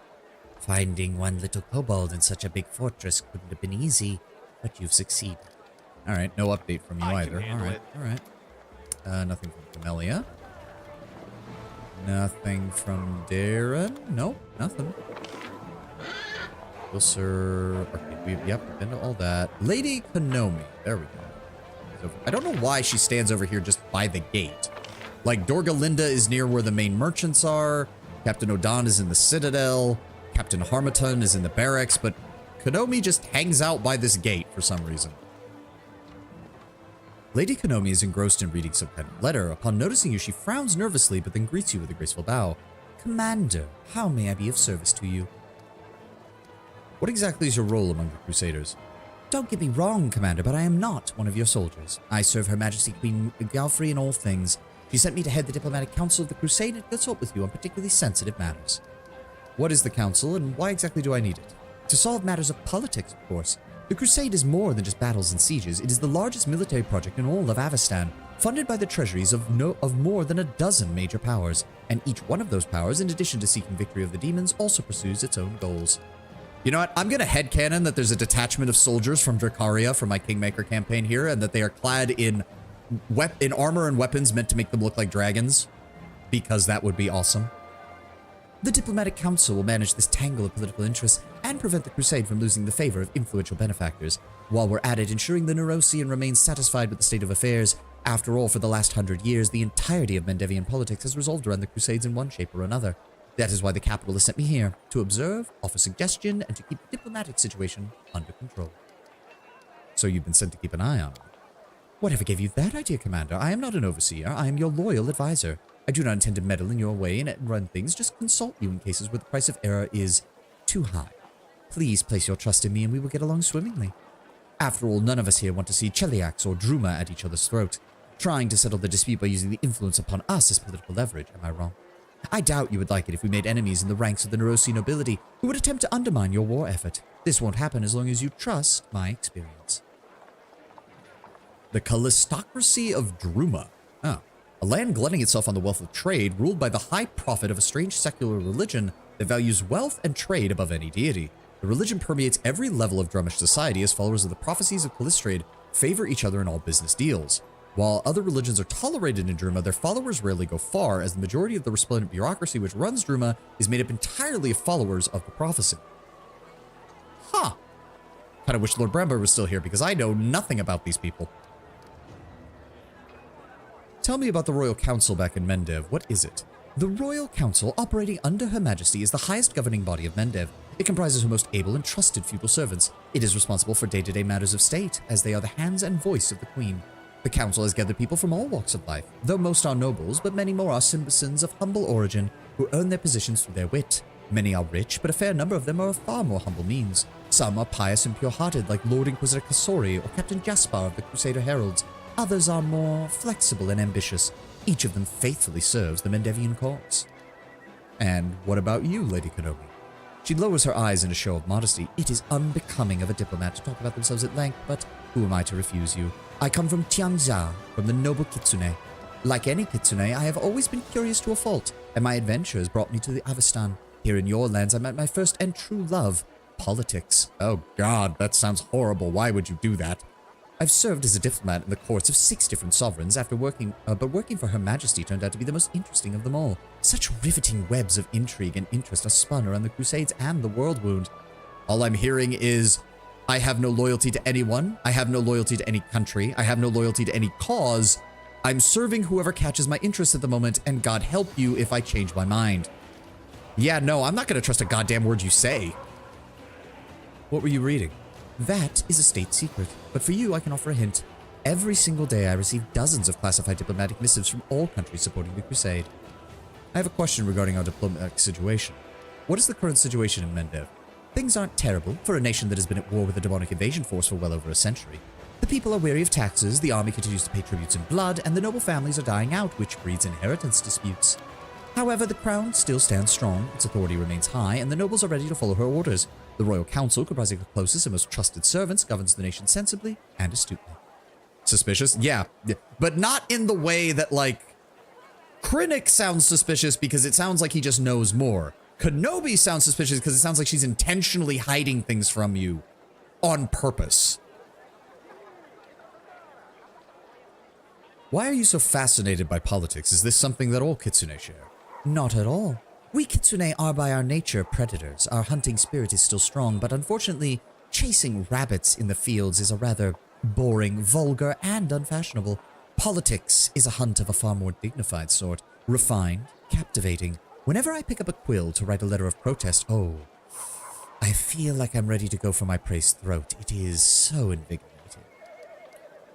I'm still not so sure I'm comfortable with the Royal Council imposing its will upon me. Do not paint the situation in such a bleak light, Commander. The Royal Council does not seek to hinder you. It merely suggests the most sensible course of action. The members of the Royal Council have been serving Her Majesty for many years and have proven their wisdom. While your attention is focused upon the war, they think about Mendev's future. Listen to their words. There will be peace between you. You're certainly not a soldier, and you're very different from the other advisors that Galfrey left for me. You're right, I am not. Warfare is far too bloody for my taste. I prefer the intricate tapestries of politics. Proposals with double and triple agendas, the clashes of ideologies, the long-term strategization. But they say that war is merely a continuation of politics. Ah, I see that Galarian has its own version of Clausewitz, which is why my duties have brought me to your headquarters. Fair. I must say that Kitsune are a rare sight in Mendev. Konomi shrugs. I am a lady of passionate and curious people. We live everywhere, you're just not always aware of our existence. You are not the first to have taken an interest in my race. Your companion Nenio has already interrogated me. A most amusing individual. Truly, we Kitsune are incapable of normalcy. We find our passion and surrender to it entirely mind, body, and soul. Though in your friend Nenio's case, I fear that the mind was lost, along with all common sense. I mean, she's not wrong. Kiar, there you are. I knew you were over here somewhere. There he is. The old Crusader looks anxious and disorientated.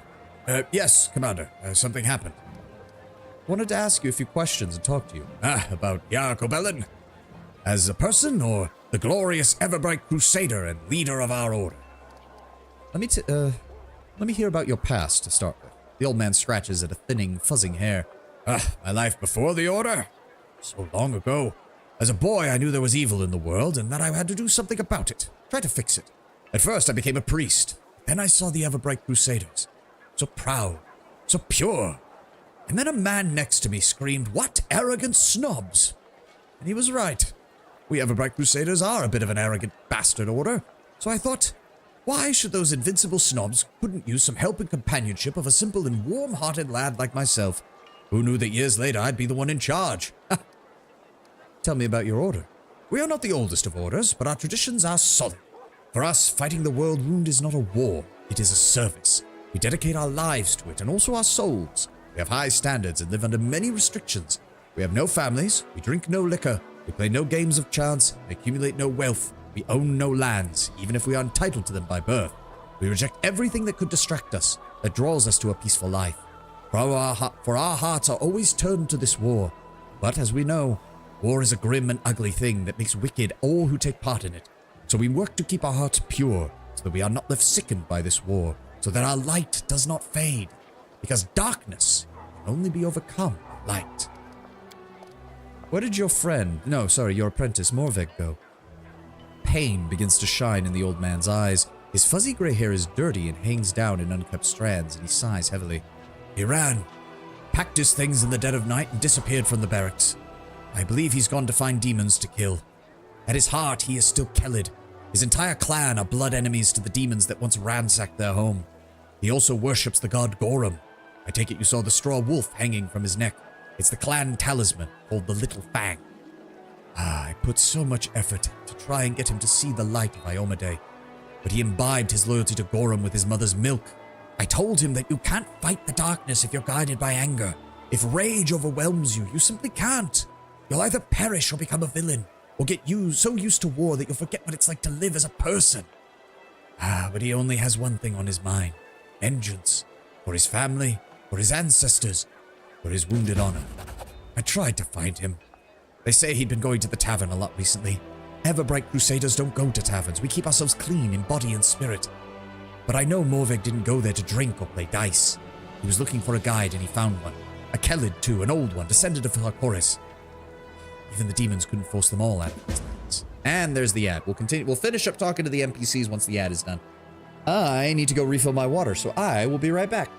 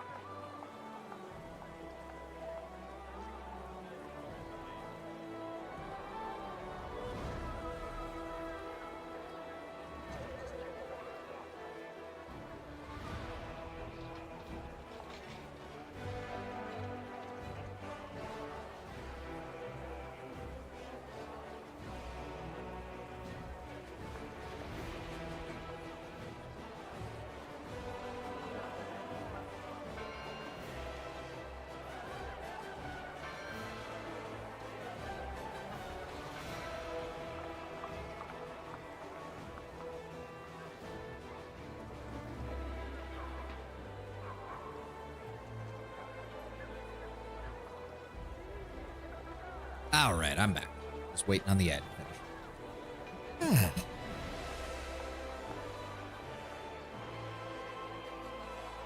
At least the ads do give me a chance to stand up and stretch and do all that, because otherwise I'd be interrupting proper gameplay time. Even though I have played through the ads occasionally.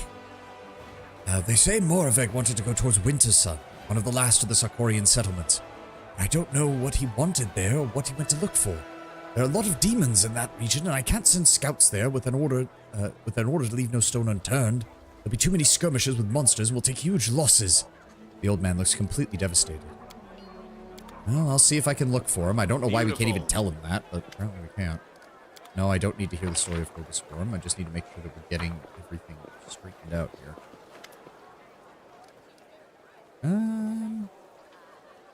No. Wait, what? Hold on. A fine day to you, Commander. To greeting you loudly, the tiefling looks around cautiously, continues to whisper. Tell me, is it true that Iomade herself made you the chosen one? I ask because there are rumors among the army, and I've even been offered a tidy sum to procure a few of your nail clippings. Some believe that they heal all disease. It's up to you, of course, but if you want to make some money... You want to buy nail clippings? Why not? Show me the money first, though. Certainly. The tiefling hands you a bag of gold coins, then wraps your nail clippings in paper and stows them in one of the purses hanging from his belt. Yeah, 50 gold. That's what I kind of thought. Show me your wares. What do you even have again? I don't remember. Some fairly generic weaponry. Some fairly generic... Ivu, can you wear... You can wear the chain shirt barding. But I don't remember how much dexterity you have.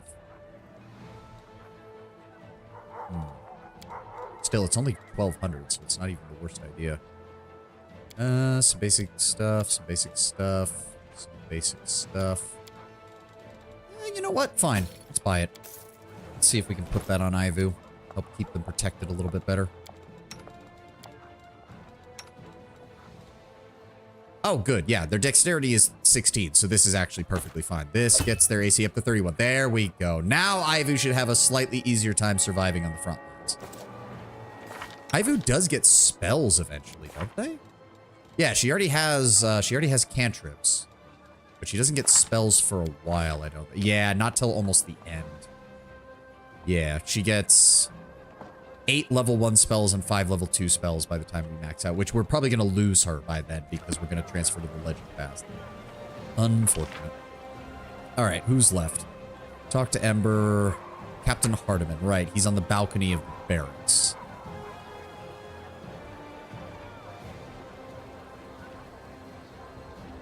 I don't think we can get to the barracks through this side. They closed that off, so we have to go through this side. We can check on Sela when we get there as well. Hello, Sela. You doing all right? Yep, you're doing fine. Into the barracks, and then up to the... Hey, Alon. Oh, he doesn't have anything to say to me. Okay. I think he's on this side. No? Wait, what? Is he above me? I thought he was on top. Wait, is he in front of the barracks? I'm confused. Hold on. I thought he was upstairs. Ow, there he is. Don't know why he's all the way up here, but... Commander. The aged, dark-skinned Garundi man with the sharp features addresses you with a confident salute. Instead of hair, his head is covered in sparkling crystals, clearly identifying him as an Oriat. Captain Harmatton, at your service. What are your responsibilities in the army? Enlisting, screening, and training recruits. Furthermore, by Her Majesty's order, I was appointed as the chair of your staff council. As he mentions Galfrey, his voice assumes a tone of deference and reserved pride. Tell me, Captain, what exactly is the purpose of the staff council? In short, we make sure that whenever orders are given, they are executed properly. Our job is to keep soldiers' morale high, so they always follow their officers' commands without question. As for the officers themselves, we look out for any unseemly or incompetent types who would subvert the troops' trust. I will report any staff-related issues to you, suggest solutions, and ensure all directives are followed. And what about you? Affirmative. I hail from Osirian. My parents were caravanners. They knew the entire length and breadth of the desert, fearing no heat, thirst, or wind. They told me that I was born after I miraculously survived a fierce sandstorm, one that raged for 5 days straight, blocking out the sun from the sky. We call those sandstorms harmattides. I don't know if that made me what I am, but I do know that they named me after the sandstorm. I didn't follow in my parents' footsteps. In truth, I felt uneasy about the desert. Among the dunes, I feel like I'm trudging through a swamp. Instead, I enlisted in the army of His Majesty Kemet I. He had just ascended to the throne after throwing off the Kelishite yoke and returning Osirian to its independence. I soldiered in his infantry for a century.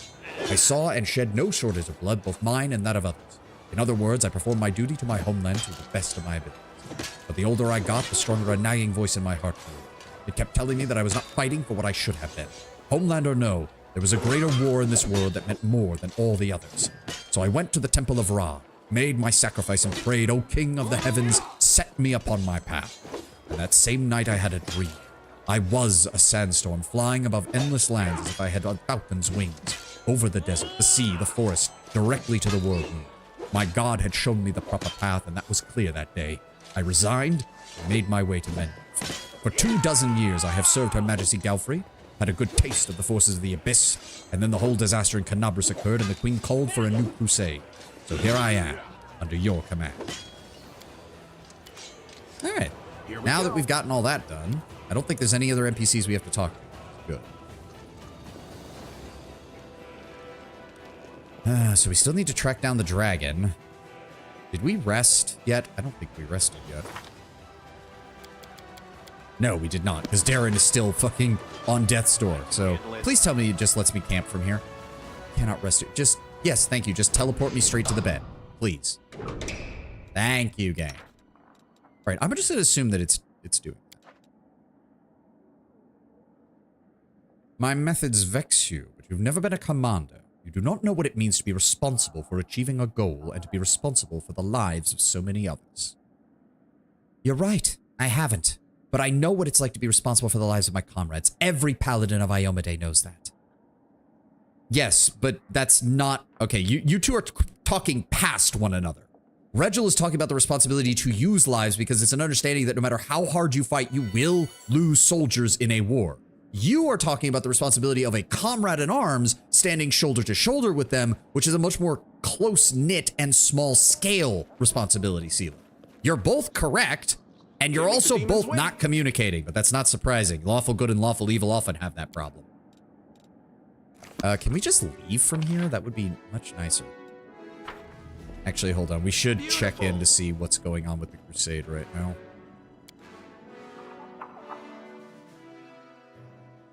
Like, again, Regil isn't even wrong. He just... Oh, there we go. Relic will be augmented. Let's...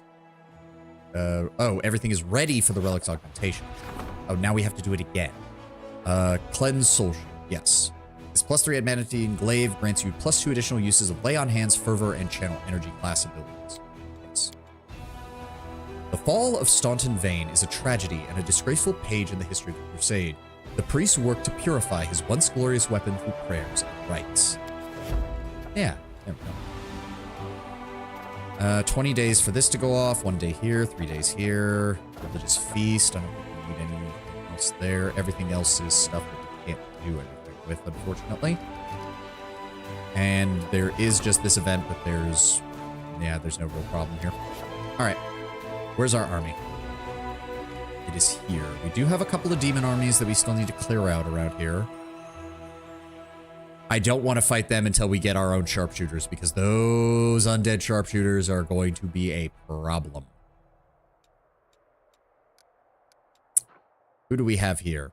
A force of cultists and some freaking grim, whatever the fuck they're called.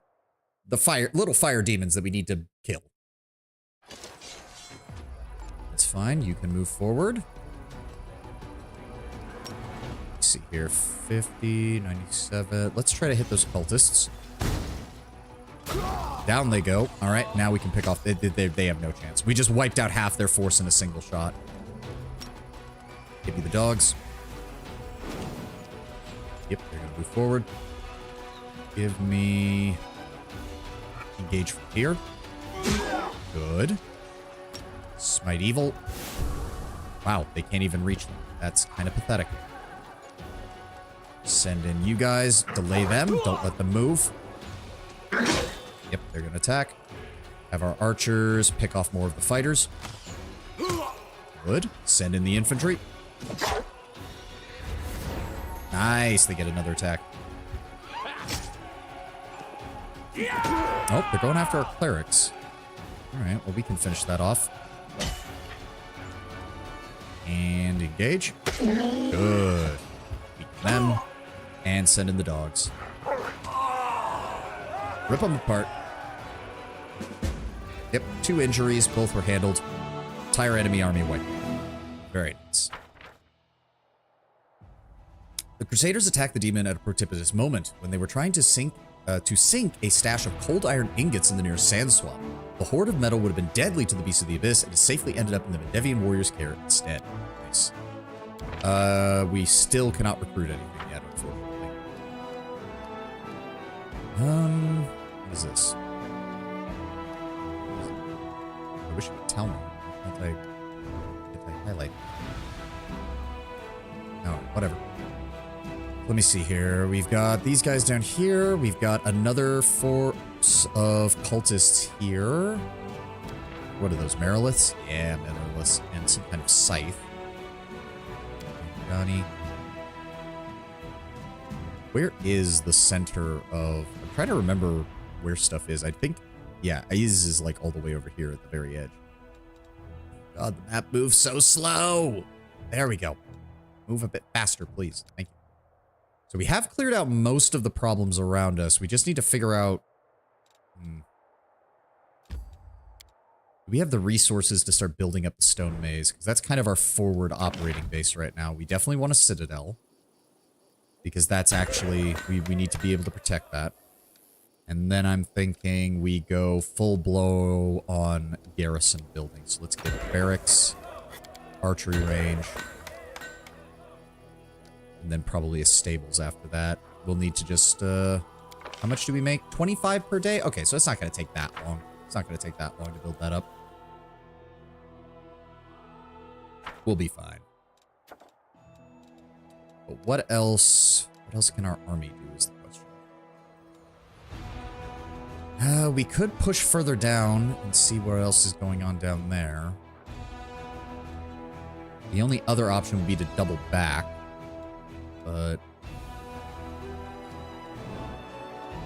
let me see. What is this? The Winter Sun Lands. Sarkorian name given to the region in honor of the Winter Sun Clan. The old rulers of this place were famed for their hospitality, but it has been many years since any traveler ever returned.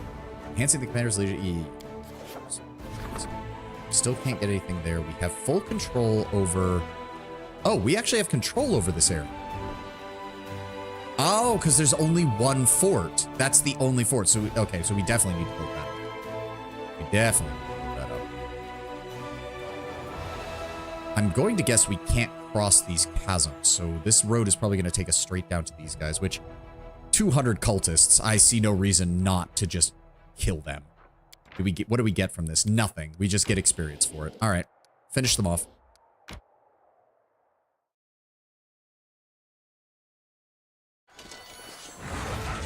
Oh, wait, what? That was not the army that I selected. What the shit? Okay, that's a problem. All right, fireball the rear lines. Let's see if we can... Let's try to take care of the Dretch and the Drachni. Good. Let's weaken the Babaus with ranged fire. Let's get some more units out. Get the dogs. Hell Knights, engage. Good. Clerics, let's go with a Smite Evil on the Brimarax. And one way or the other, they're coming for us. So set up a defensive position. Set up a defensive position. Move forward by one. Send the dogs to go harass the Vescivore Swarm. Summon unit versus summon unit. And he just knocked out half my army. Fucking hell, I hate the Dretches. Fucking hell, I hate the Dretches. Vaporize the Dretches. Ridiculous. Nope, can't do anything until they get done with that bullshit. So kill the Babaus. Thank you. At least the clerics survived, so they can focus on fighting the Brimarax. Assist them. Dogs keep weakening the Vescivore Swarm. Yep, he's gonna start dealing them. We're gonna take some heavy damage there. That's fine. Nothing that my dudes can do. Kill the Vescivore Swarm.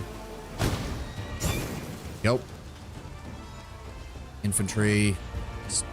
Right there, I guess. And there we go. Weaken them. Weaken them. Weaken them. Send in the dogs. There we go. We should be fine now. There we go. Okay, so that was not... What the hell was with that army? It's not the army that I selected. It's not even the army that was there. Were there two armies standing on top of one another? Yes, there are. Oh, they were. Dear Lord.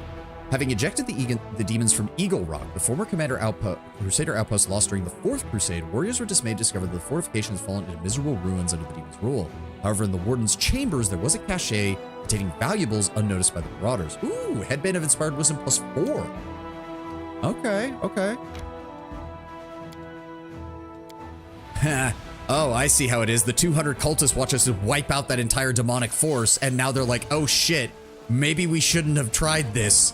Too bad. Get fucking burnt to death. Goodbye.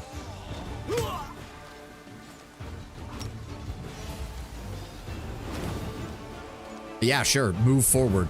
See how well that works out for you, cultist buddies. It's not gonna go well. Send in the dogs. Run them down. And shoot them to death. Oh, wow. You actually survived that. Shock. There we go. Yep. 180 cultists wiped out without a single casualty on our side. All right, and that was the only army that was approaching us. So if we want... Ooh, I'm not so sure. We might want to wait to have some more magic on our side, because that's a lot of cultists. That's almost 300 cultists backed up by dozens of high-level demons. And I'm pretty sure both the Nalfeshne and the Meriliths can summon things, so we need to be careful with that. They can also teleport, which is a problem. Yeah, we're going to want to fall back. This all links up here. This goes towards there. Let's just fall back to the Keeper's Canyon. There we go. Close enough. All right. You guys are still sitting here with our mounted scouts. We're definitely going to get those replaced at some point. How are we doing? Okay, diplomacy is about to rank up. The others are still way far away, though. All right.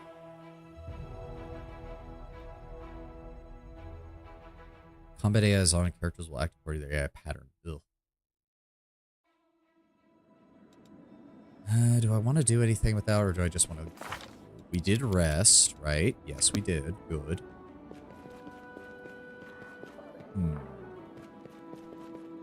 Where can we even... we need to do the dragon hunt. Greyboar claims that he has a plan to track down the dragon. The first step is set up a good ambush in the Grimwood Forest. Where the... Wait a second. Wasn't that, like, really far to the fucking... That was, like, really far to the west, wasn't it? Oh, God, it's not going to let me. I have to leave to actually read what the descriptions are so I know where I'm going. And I have to bring Greyboar with me. We don't have a choice in that matter. Who do I swap out?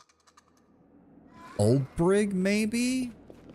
They kind of fill the same role, but Ulbrig does so much more damage. Just leave. Maybe Arushale, because Ulbrig or Greyboar. Hold on. Greyboar. Where is he? No, he does not have trickery. Shit. Oh, fuck. Son of a bitch.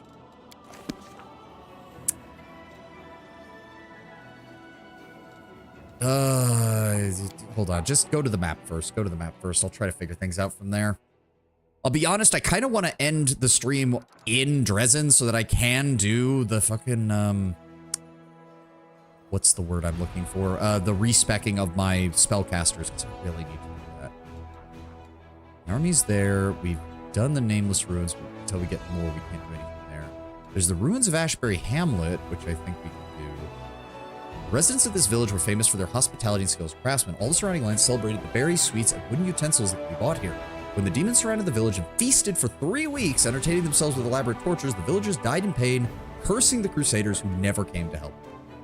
To be fair, did that happen while Dresden was under siege or after it was taken? Because if so, it's not a surprise that nobody showed up. Yeah, where's this Grimwood? Yeah, look at that. I have to... Ugh. Oh, dear. So, okay, so the army is dead, so we need to clear out the route going this way, then. Which means we need to skip days. We need to... Oh, no. Alright, that means we need to head... No, that's blocked off, so we have to go this way. There we go. There we go. Okay. Okay, there's just some undead here. We should have no problem with this. Nope, don't let him escape. Take him down.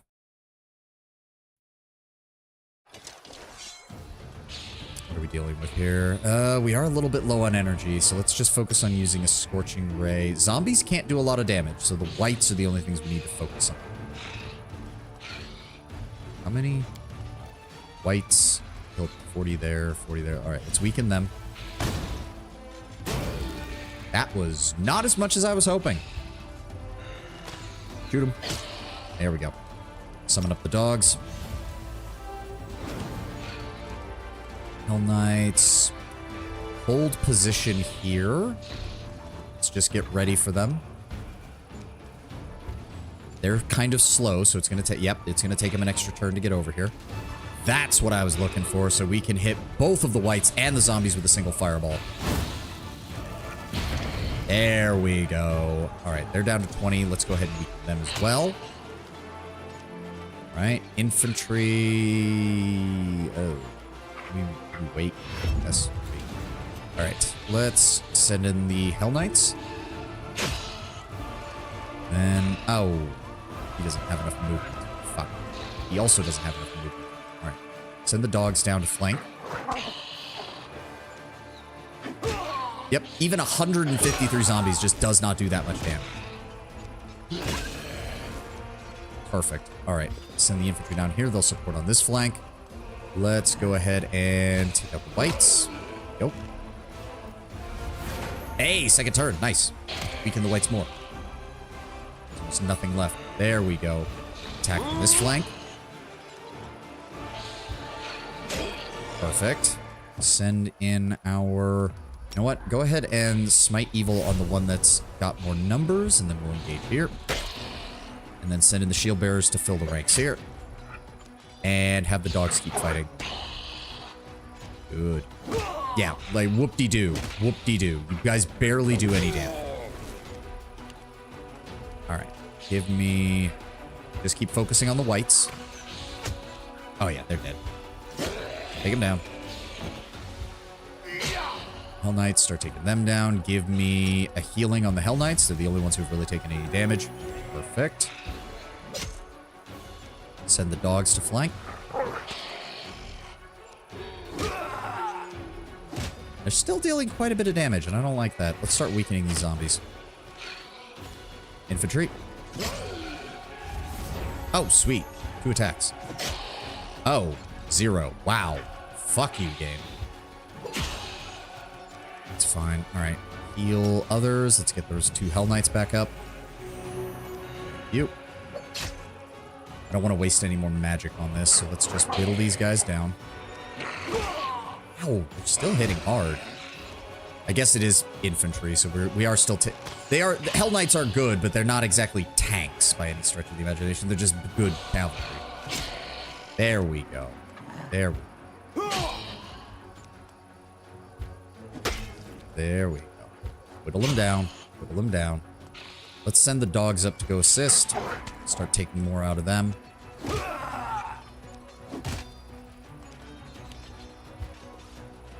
I don't want to use any more magic, because we are still kind of low on that. There we go. What are you... Panic? Panic? Why? Oh, that is bull crap. Do that. I would rather have the clerics move in next turn. Ugh. Why are the Hell Knights panicking? It's just a force of zombies. There's not even that many now. There we go. Send in the clerics. Take them closer. Oh god, this is going to take forever. We really need to get those up. We need to get the archers upgraded to sharpshooters, because that's when their damage skyrockets.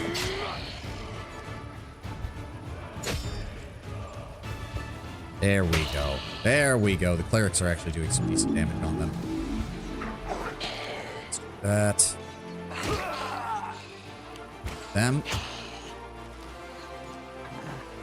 Attack. Christ, we do so little damage with these guys. Clerics here.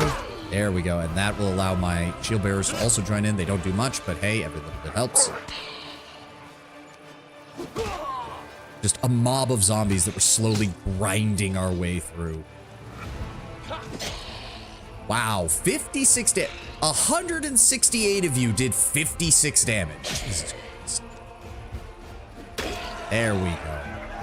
The last of them are down. Some injuries, and we wiped out a huge force of zombies and wolves.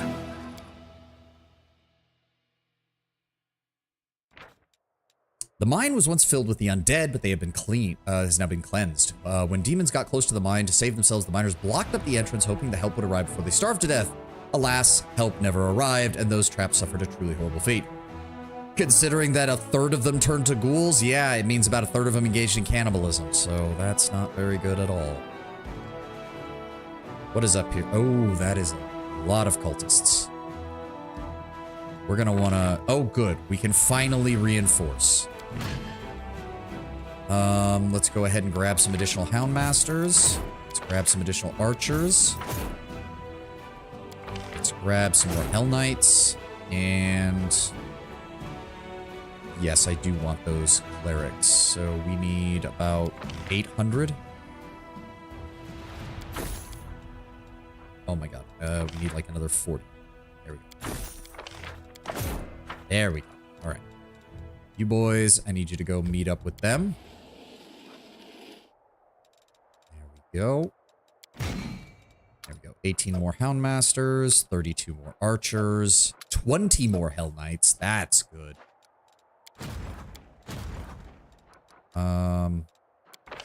Where's the... oh, it didn't actually hire the Clerics. Why did it... no, I don't... oh, good lord. Get out of here then. Fine. Move them away so that they're not getting in the way of this shit. Oh, no! That was the wrong button. That was the wrong button!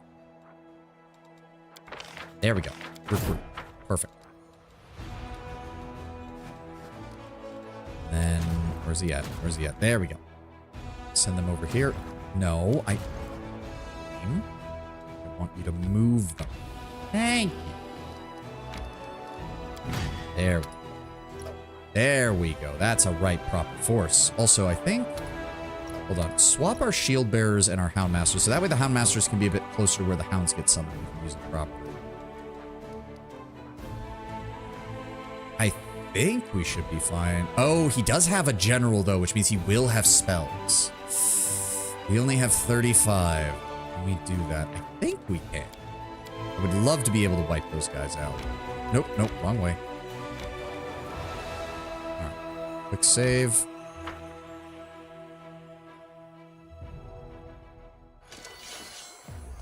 Alright, so we've got Incubi and we've got Cultists. So.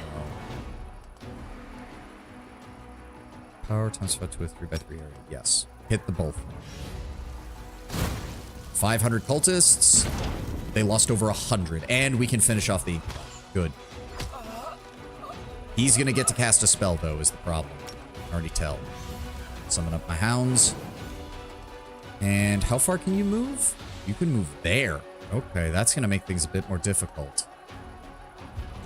Move the Hell Knights there. That's a lot of enemies, too. They're gonna be able to do a lot of damage. Move up slightly. Send you down here. Who's he hitting? Ow! That was 74. Fuck. Okay, hold on. No. Delay. I want to wait till after the Cleric's turn, because the Cleric will be able to heal her, and we will get more damage out of that. Yes, wait until the end of turn. Move in our infantry. Good. The fucking... oh, the shield bearers are in the way! Fuck! I thought I could... son of a... nope, that's entirely on me. That's entirely on me. Fuck! I really would rather not lose them, but... okay, hold on. Let's try to weaken them. There we go. 175 of them died to that. Good.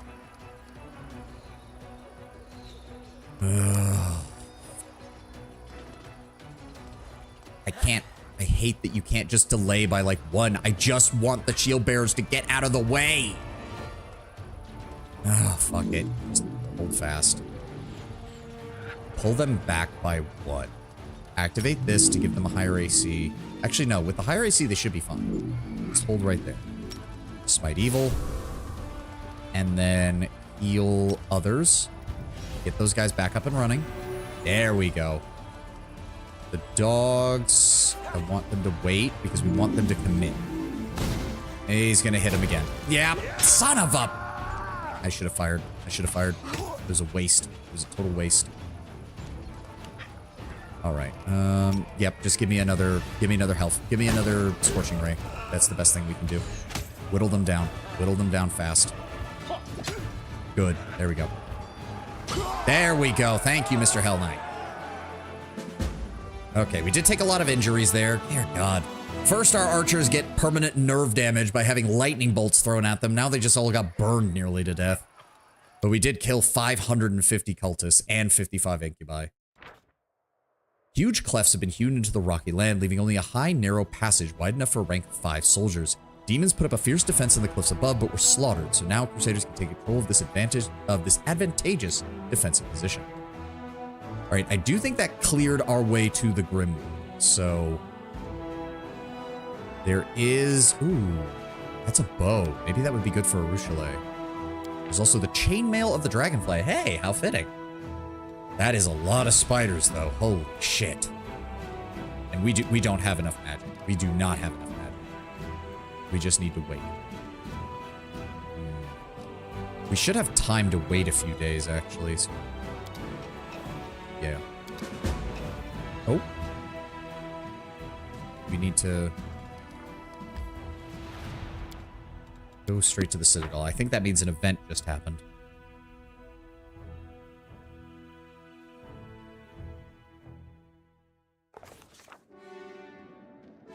Hello, who are you?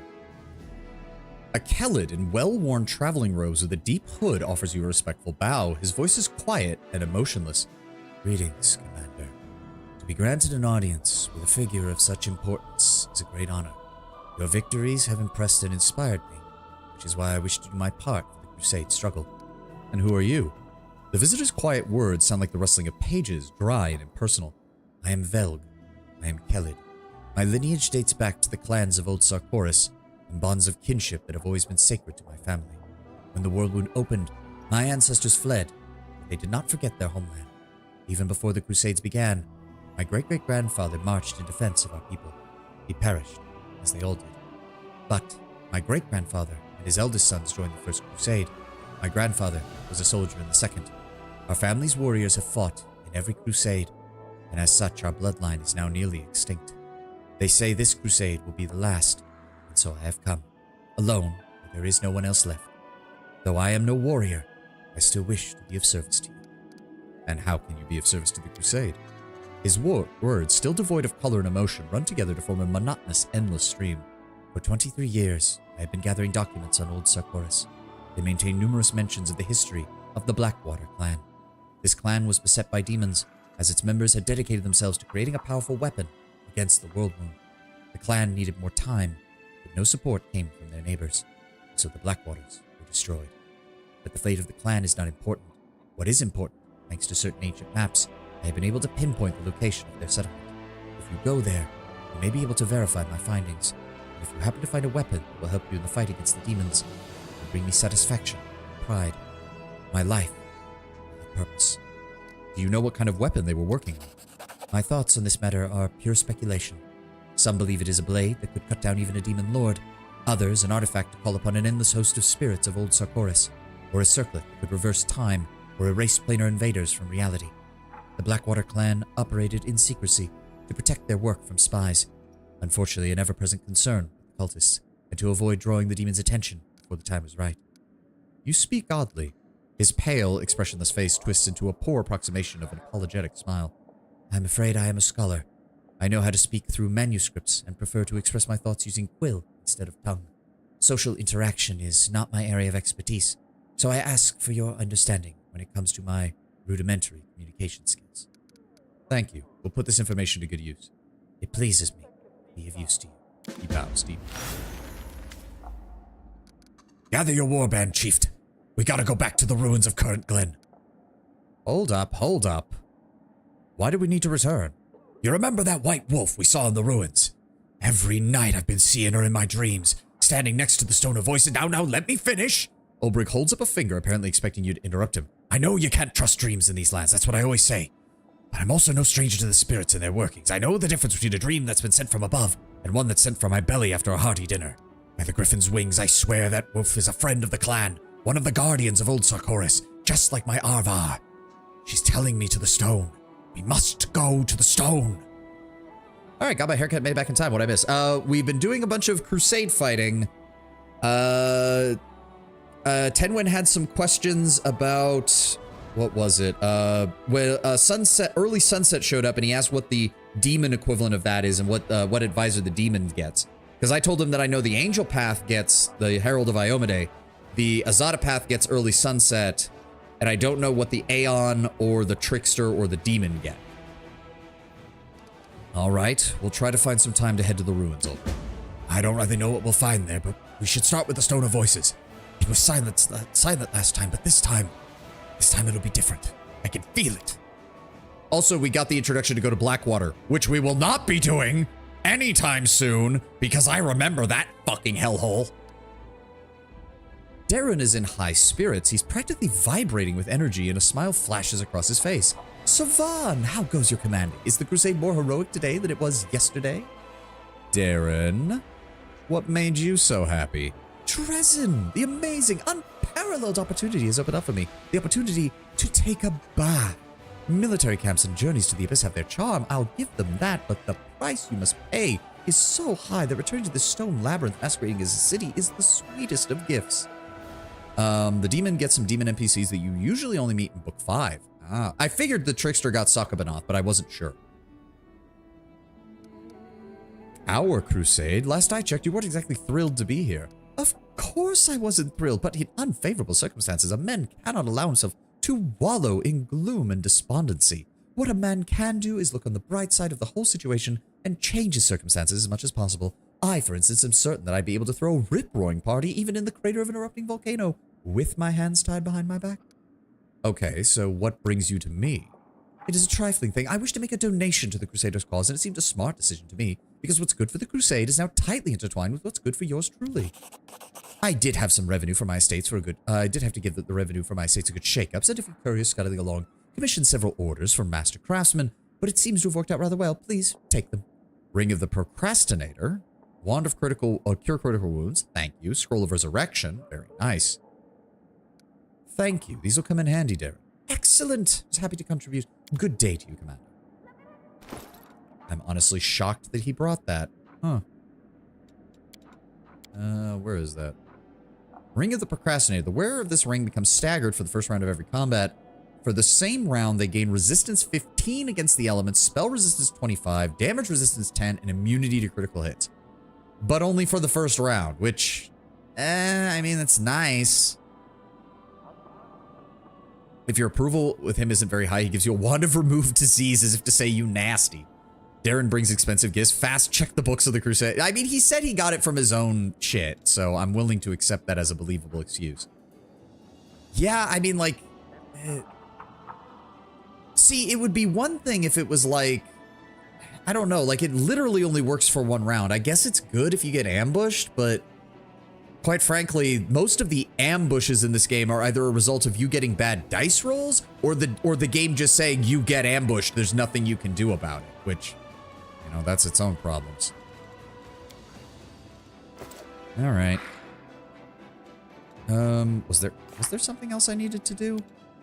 Here again, attack out of nowhere, explore the molten scar, battered spirit. Do we actually have an update from her? Nope, no update from her. Nothing from you. Regil? No? I don't think there was anything else I was missing. Right, we need to hear about Woljif. We still need to build a main stables? Shit, I guess we do. Alright, I think we have the resources for that, or we should. Yep, has been appointed a squad commander in the Vanguard. Okay, yeah, we just need to wait for... Ah, there we go. I want to hold off on this until we get Woljif fully on board and Greybore, because I know they both get attached to one of the councils. Cursed children. Demons have been stealing children in Canabras and possessing their bodies so they can get close enough to the Crusaders to deliver a dagger strike. The officers are asking how they should proceed when encountering the possessed. We don't have Lan, set a trap for the demons, unlocks the Dangerous Kids Decree, gains 2,000 diplomacy experience points, and crusade morale increases by 30. The safety of the soldiers must come first, gain 550 military experience. Saving the children must come first. Crusade morale increases by 30. All units receive the vulnerable feat for 30 days. Also, that's a really high morale. Holy shit.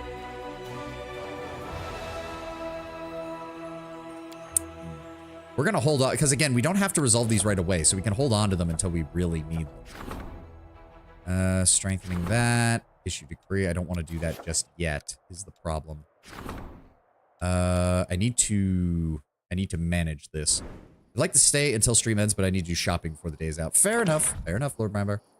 Main archery range, smithy. Only one.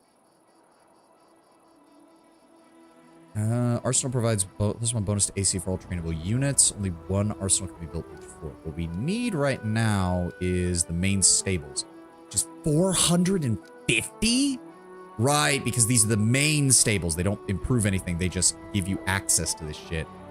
Ugh. That's gonna be annoying. Alright. Can't build anything like that yet. And everything else is still Saboteur's headquarters. Gives all enemies within the force area of control a -1 penalty to speed, a -10 penalty to combat morale, and -4 penalties to initiative. The effect of multiple Saboteur headquarters do not stack, of course. Scout headquarters provides all allied units within the force area of control a +1 bonus to speed, +10 bonus to combat morale, +4 bonus to initiative. So it's the opposite. Okay.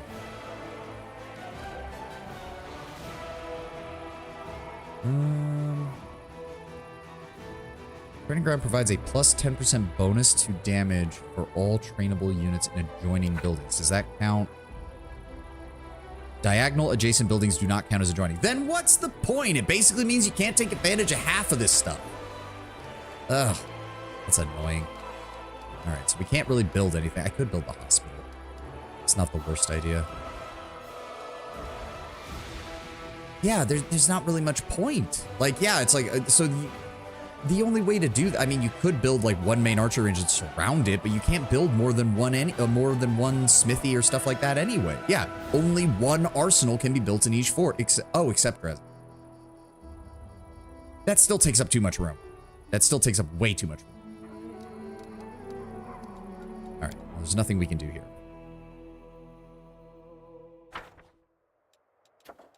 Okay, where's our military forces? They're hanging out. They need to recover more energy. There we go. Let's get better. What was that? An odd supplicant. Some strange drunkard is claiming the commander is obliged to grant him an audience. Okay. The fact.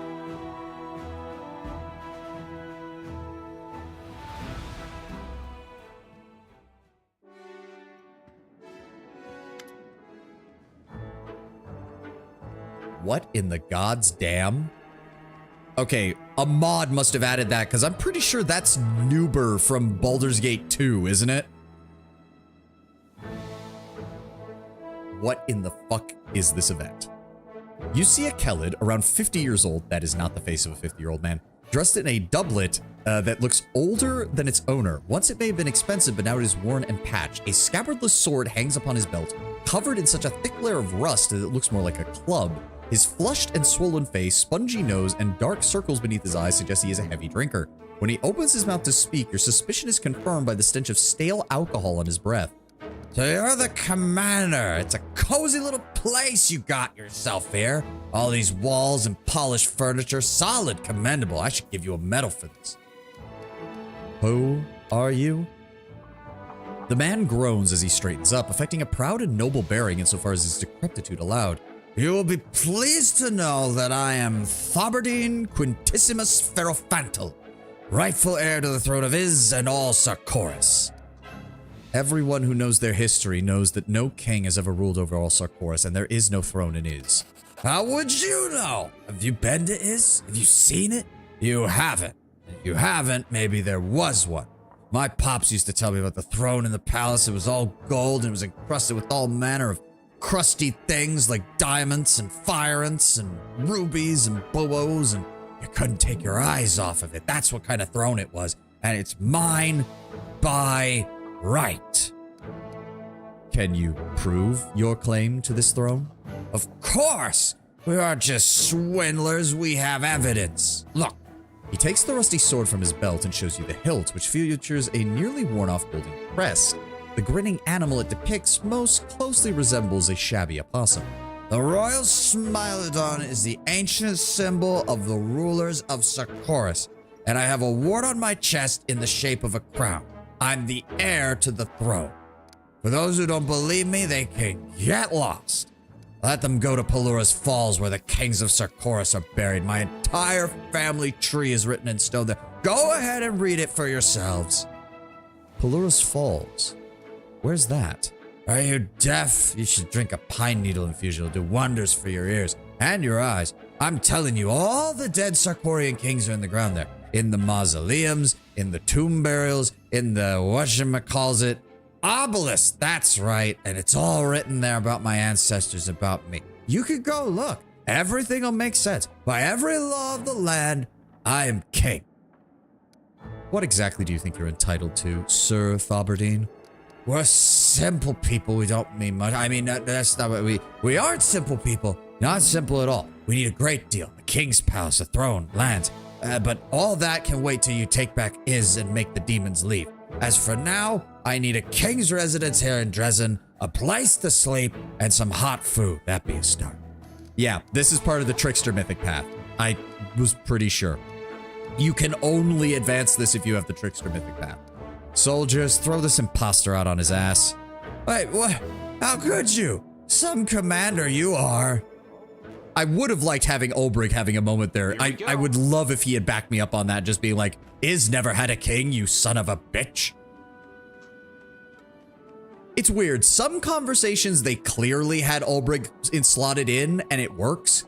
And then there's other conversations where it would have made sense for him to barge in, and he doesn't so far, which has me worried that his character is going to become less interactive, not more, as the game goes on.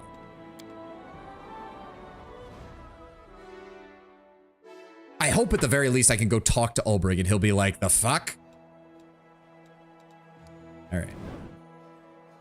How many zones are there? 1, 2, 3, 4, 5, 6, 7, 8.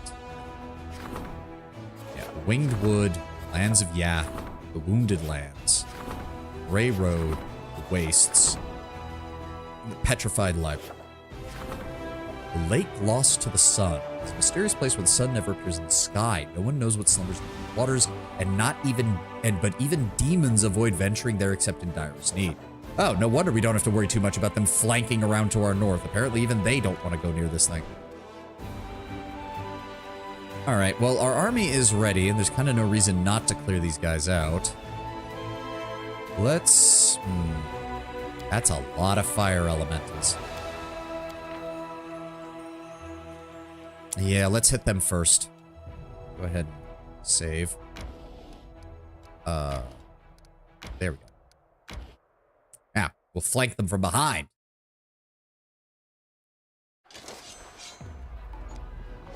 Alright, alright. Cultists are there. That's a lot of cultists. Let's go ahead and just weaken that army right there. The Earth Elementals don't do too much damage, so we should be fine. Go, then we'll weaken these with our archers. We'll flank them from the front. They never expect that. Alright, get the dogs up and running. Send in our Hell Knights to flank. Good. Shield Bearers, I'm going to have you go this way so that way our clerics can get in here. I'm going to put the Smite Evil on them. And then the clerics will join in and assist here. The dogs can flank this way. Oh, that was a lot of damage. Okay. We need to deal with that. Put another fire on the cultists. Let's weaken them further. There we go. That'll make things easier. And then start shooting those fire elementals. Send in our infantry. Stop those cultists from moving. Hell Knights. Good boys. Shieldsman, you just keep flanking. Oh, sweet. You actually managed to get behind him. That works out great. Aha! Get flanked. Go ahead and heal yourselves. Thank you. And then attack. There we go. Now that'll be a lot easier to manage. The dogs can move up and flank. That takes out most of the cultists. They will probably... Yeah, they're going to use their AoE. Okay, minor damage, and they blew up their own dudes. That works for me.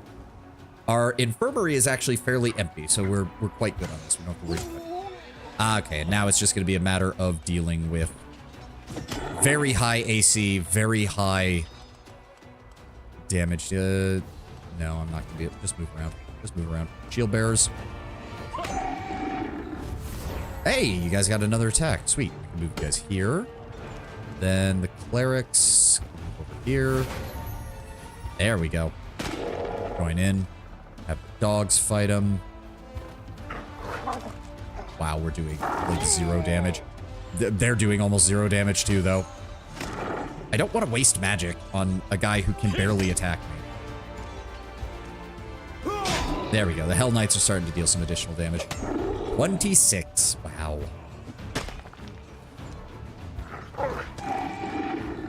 This is going to take a while, isn't it? This is going to take a while, isn't it? Oh, no. Please die. Fucking earth elementals. I don't want to waste magic on just earth elementals. They can't really hurt us. They're barely injured. Like, yeah, they've taken down 1 Hell Knight after like 3 turns. And they're only going to get weaker as we kill them off. Oh, thank you. The Hell Knight's got an extra turn. That'll make things easier. There we go. How are the dogs even killing these? Like, you would... I mean, I guess we could magically enchant the dog's fangs and claws, and that would probably do it.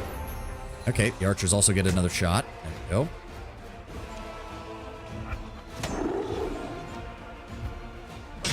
Yeah, I definitely need to get the shield guys swapped out for something else, but until we get more paladins or more champions that I can use, there's no point in doing that either, because there's so few champions and paladins that they just die if they get looked at by anything, because they don't even have the AC or health that the shield bearers do.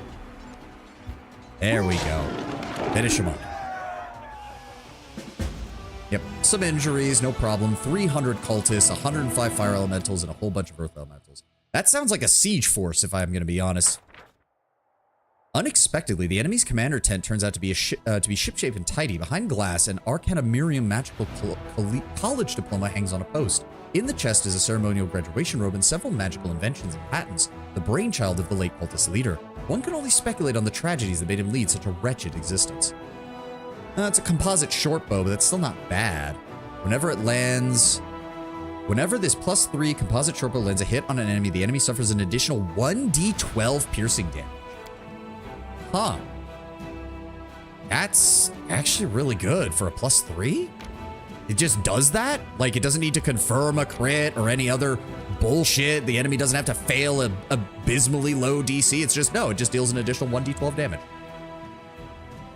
Oh, and that... Oh, I didn't realize that that fight took all the last of the 10 minutes. I thought we'd have time to actually go after these spiders. But I guess that's going to be it for us today.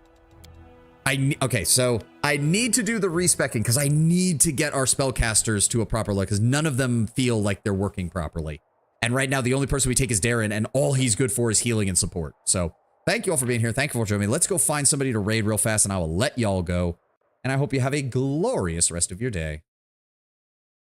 What have we got here? What have we got here? Let's see who to raid. Who is on right now? Who is on right now? Doop, doop, doo, doop, doo, doo.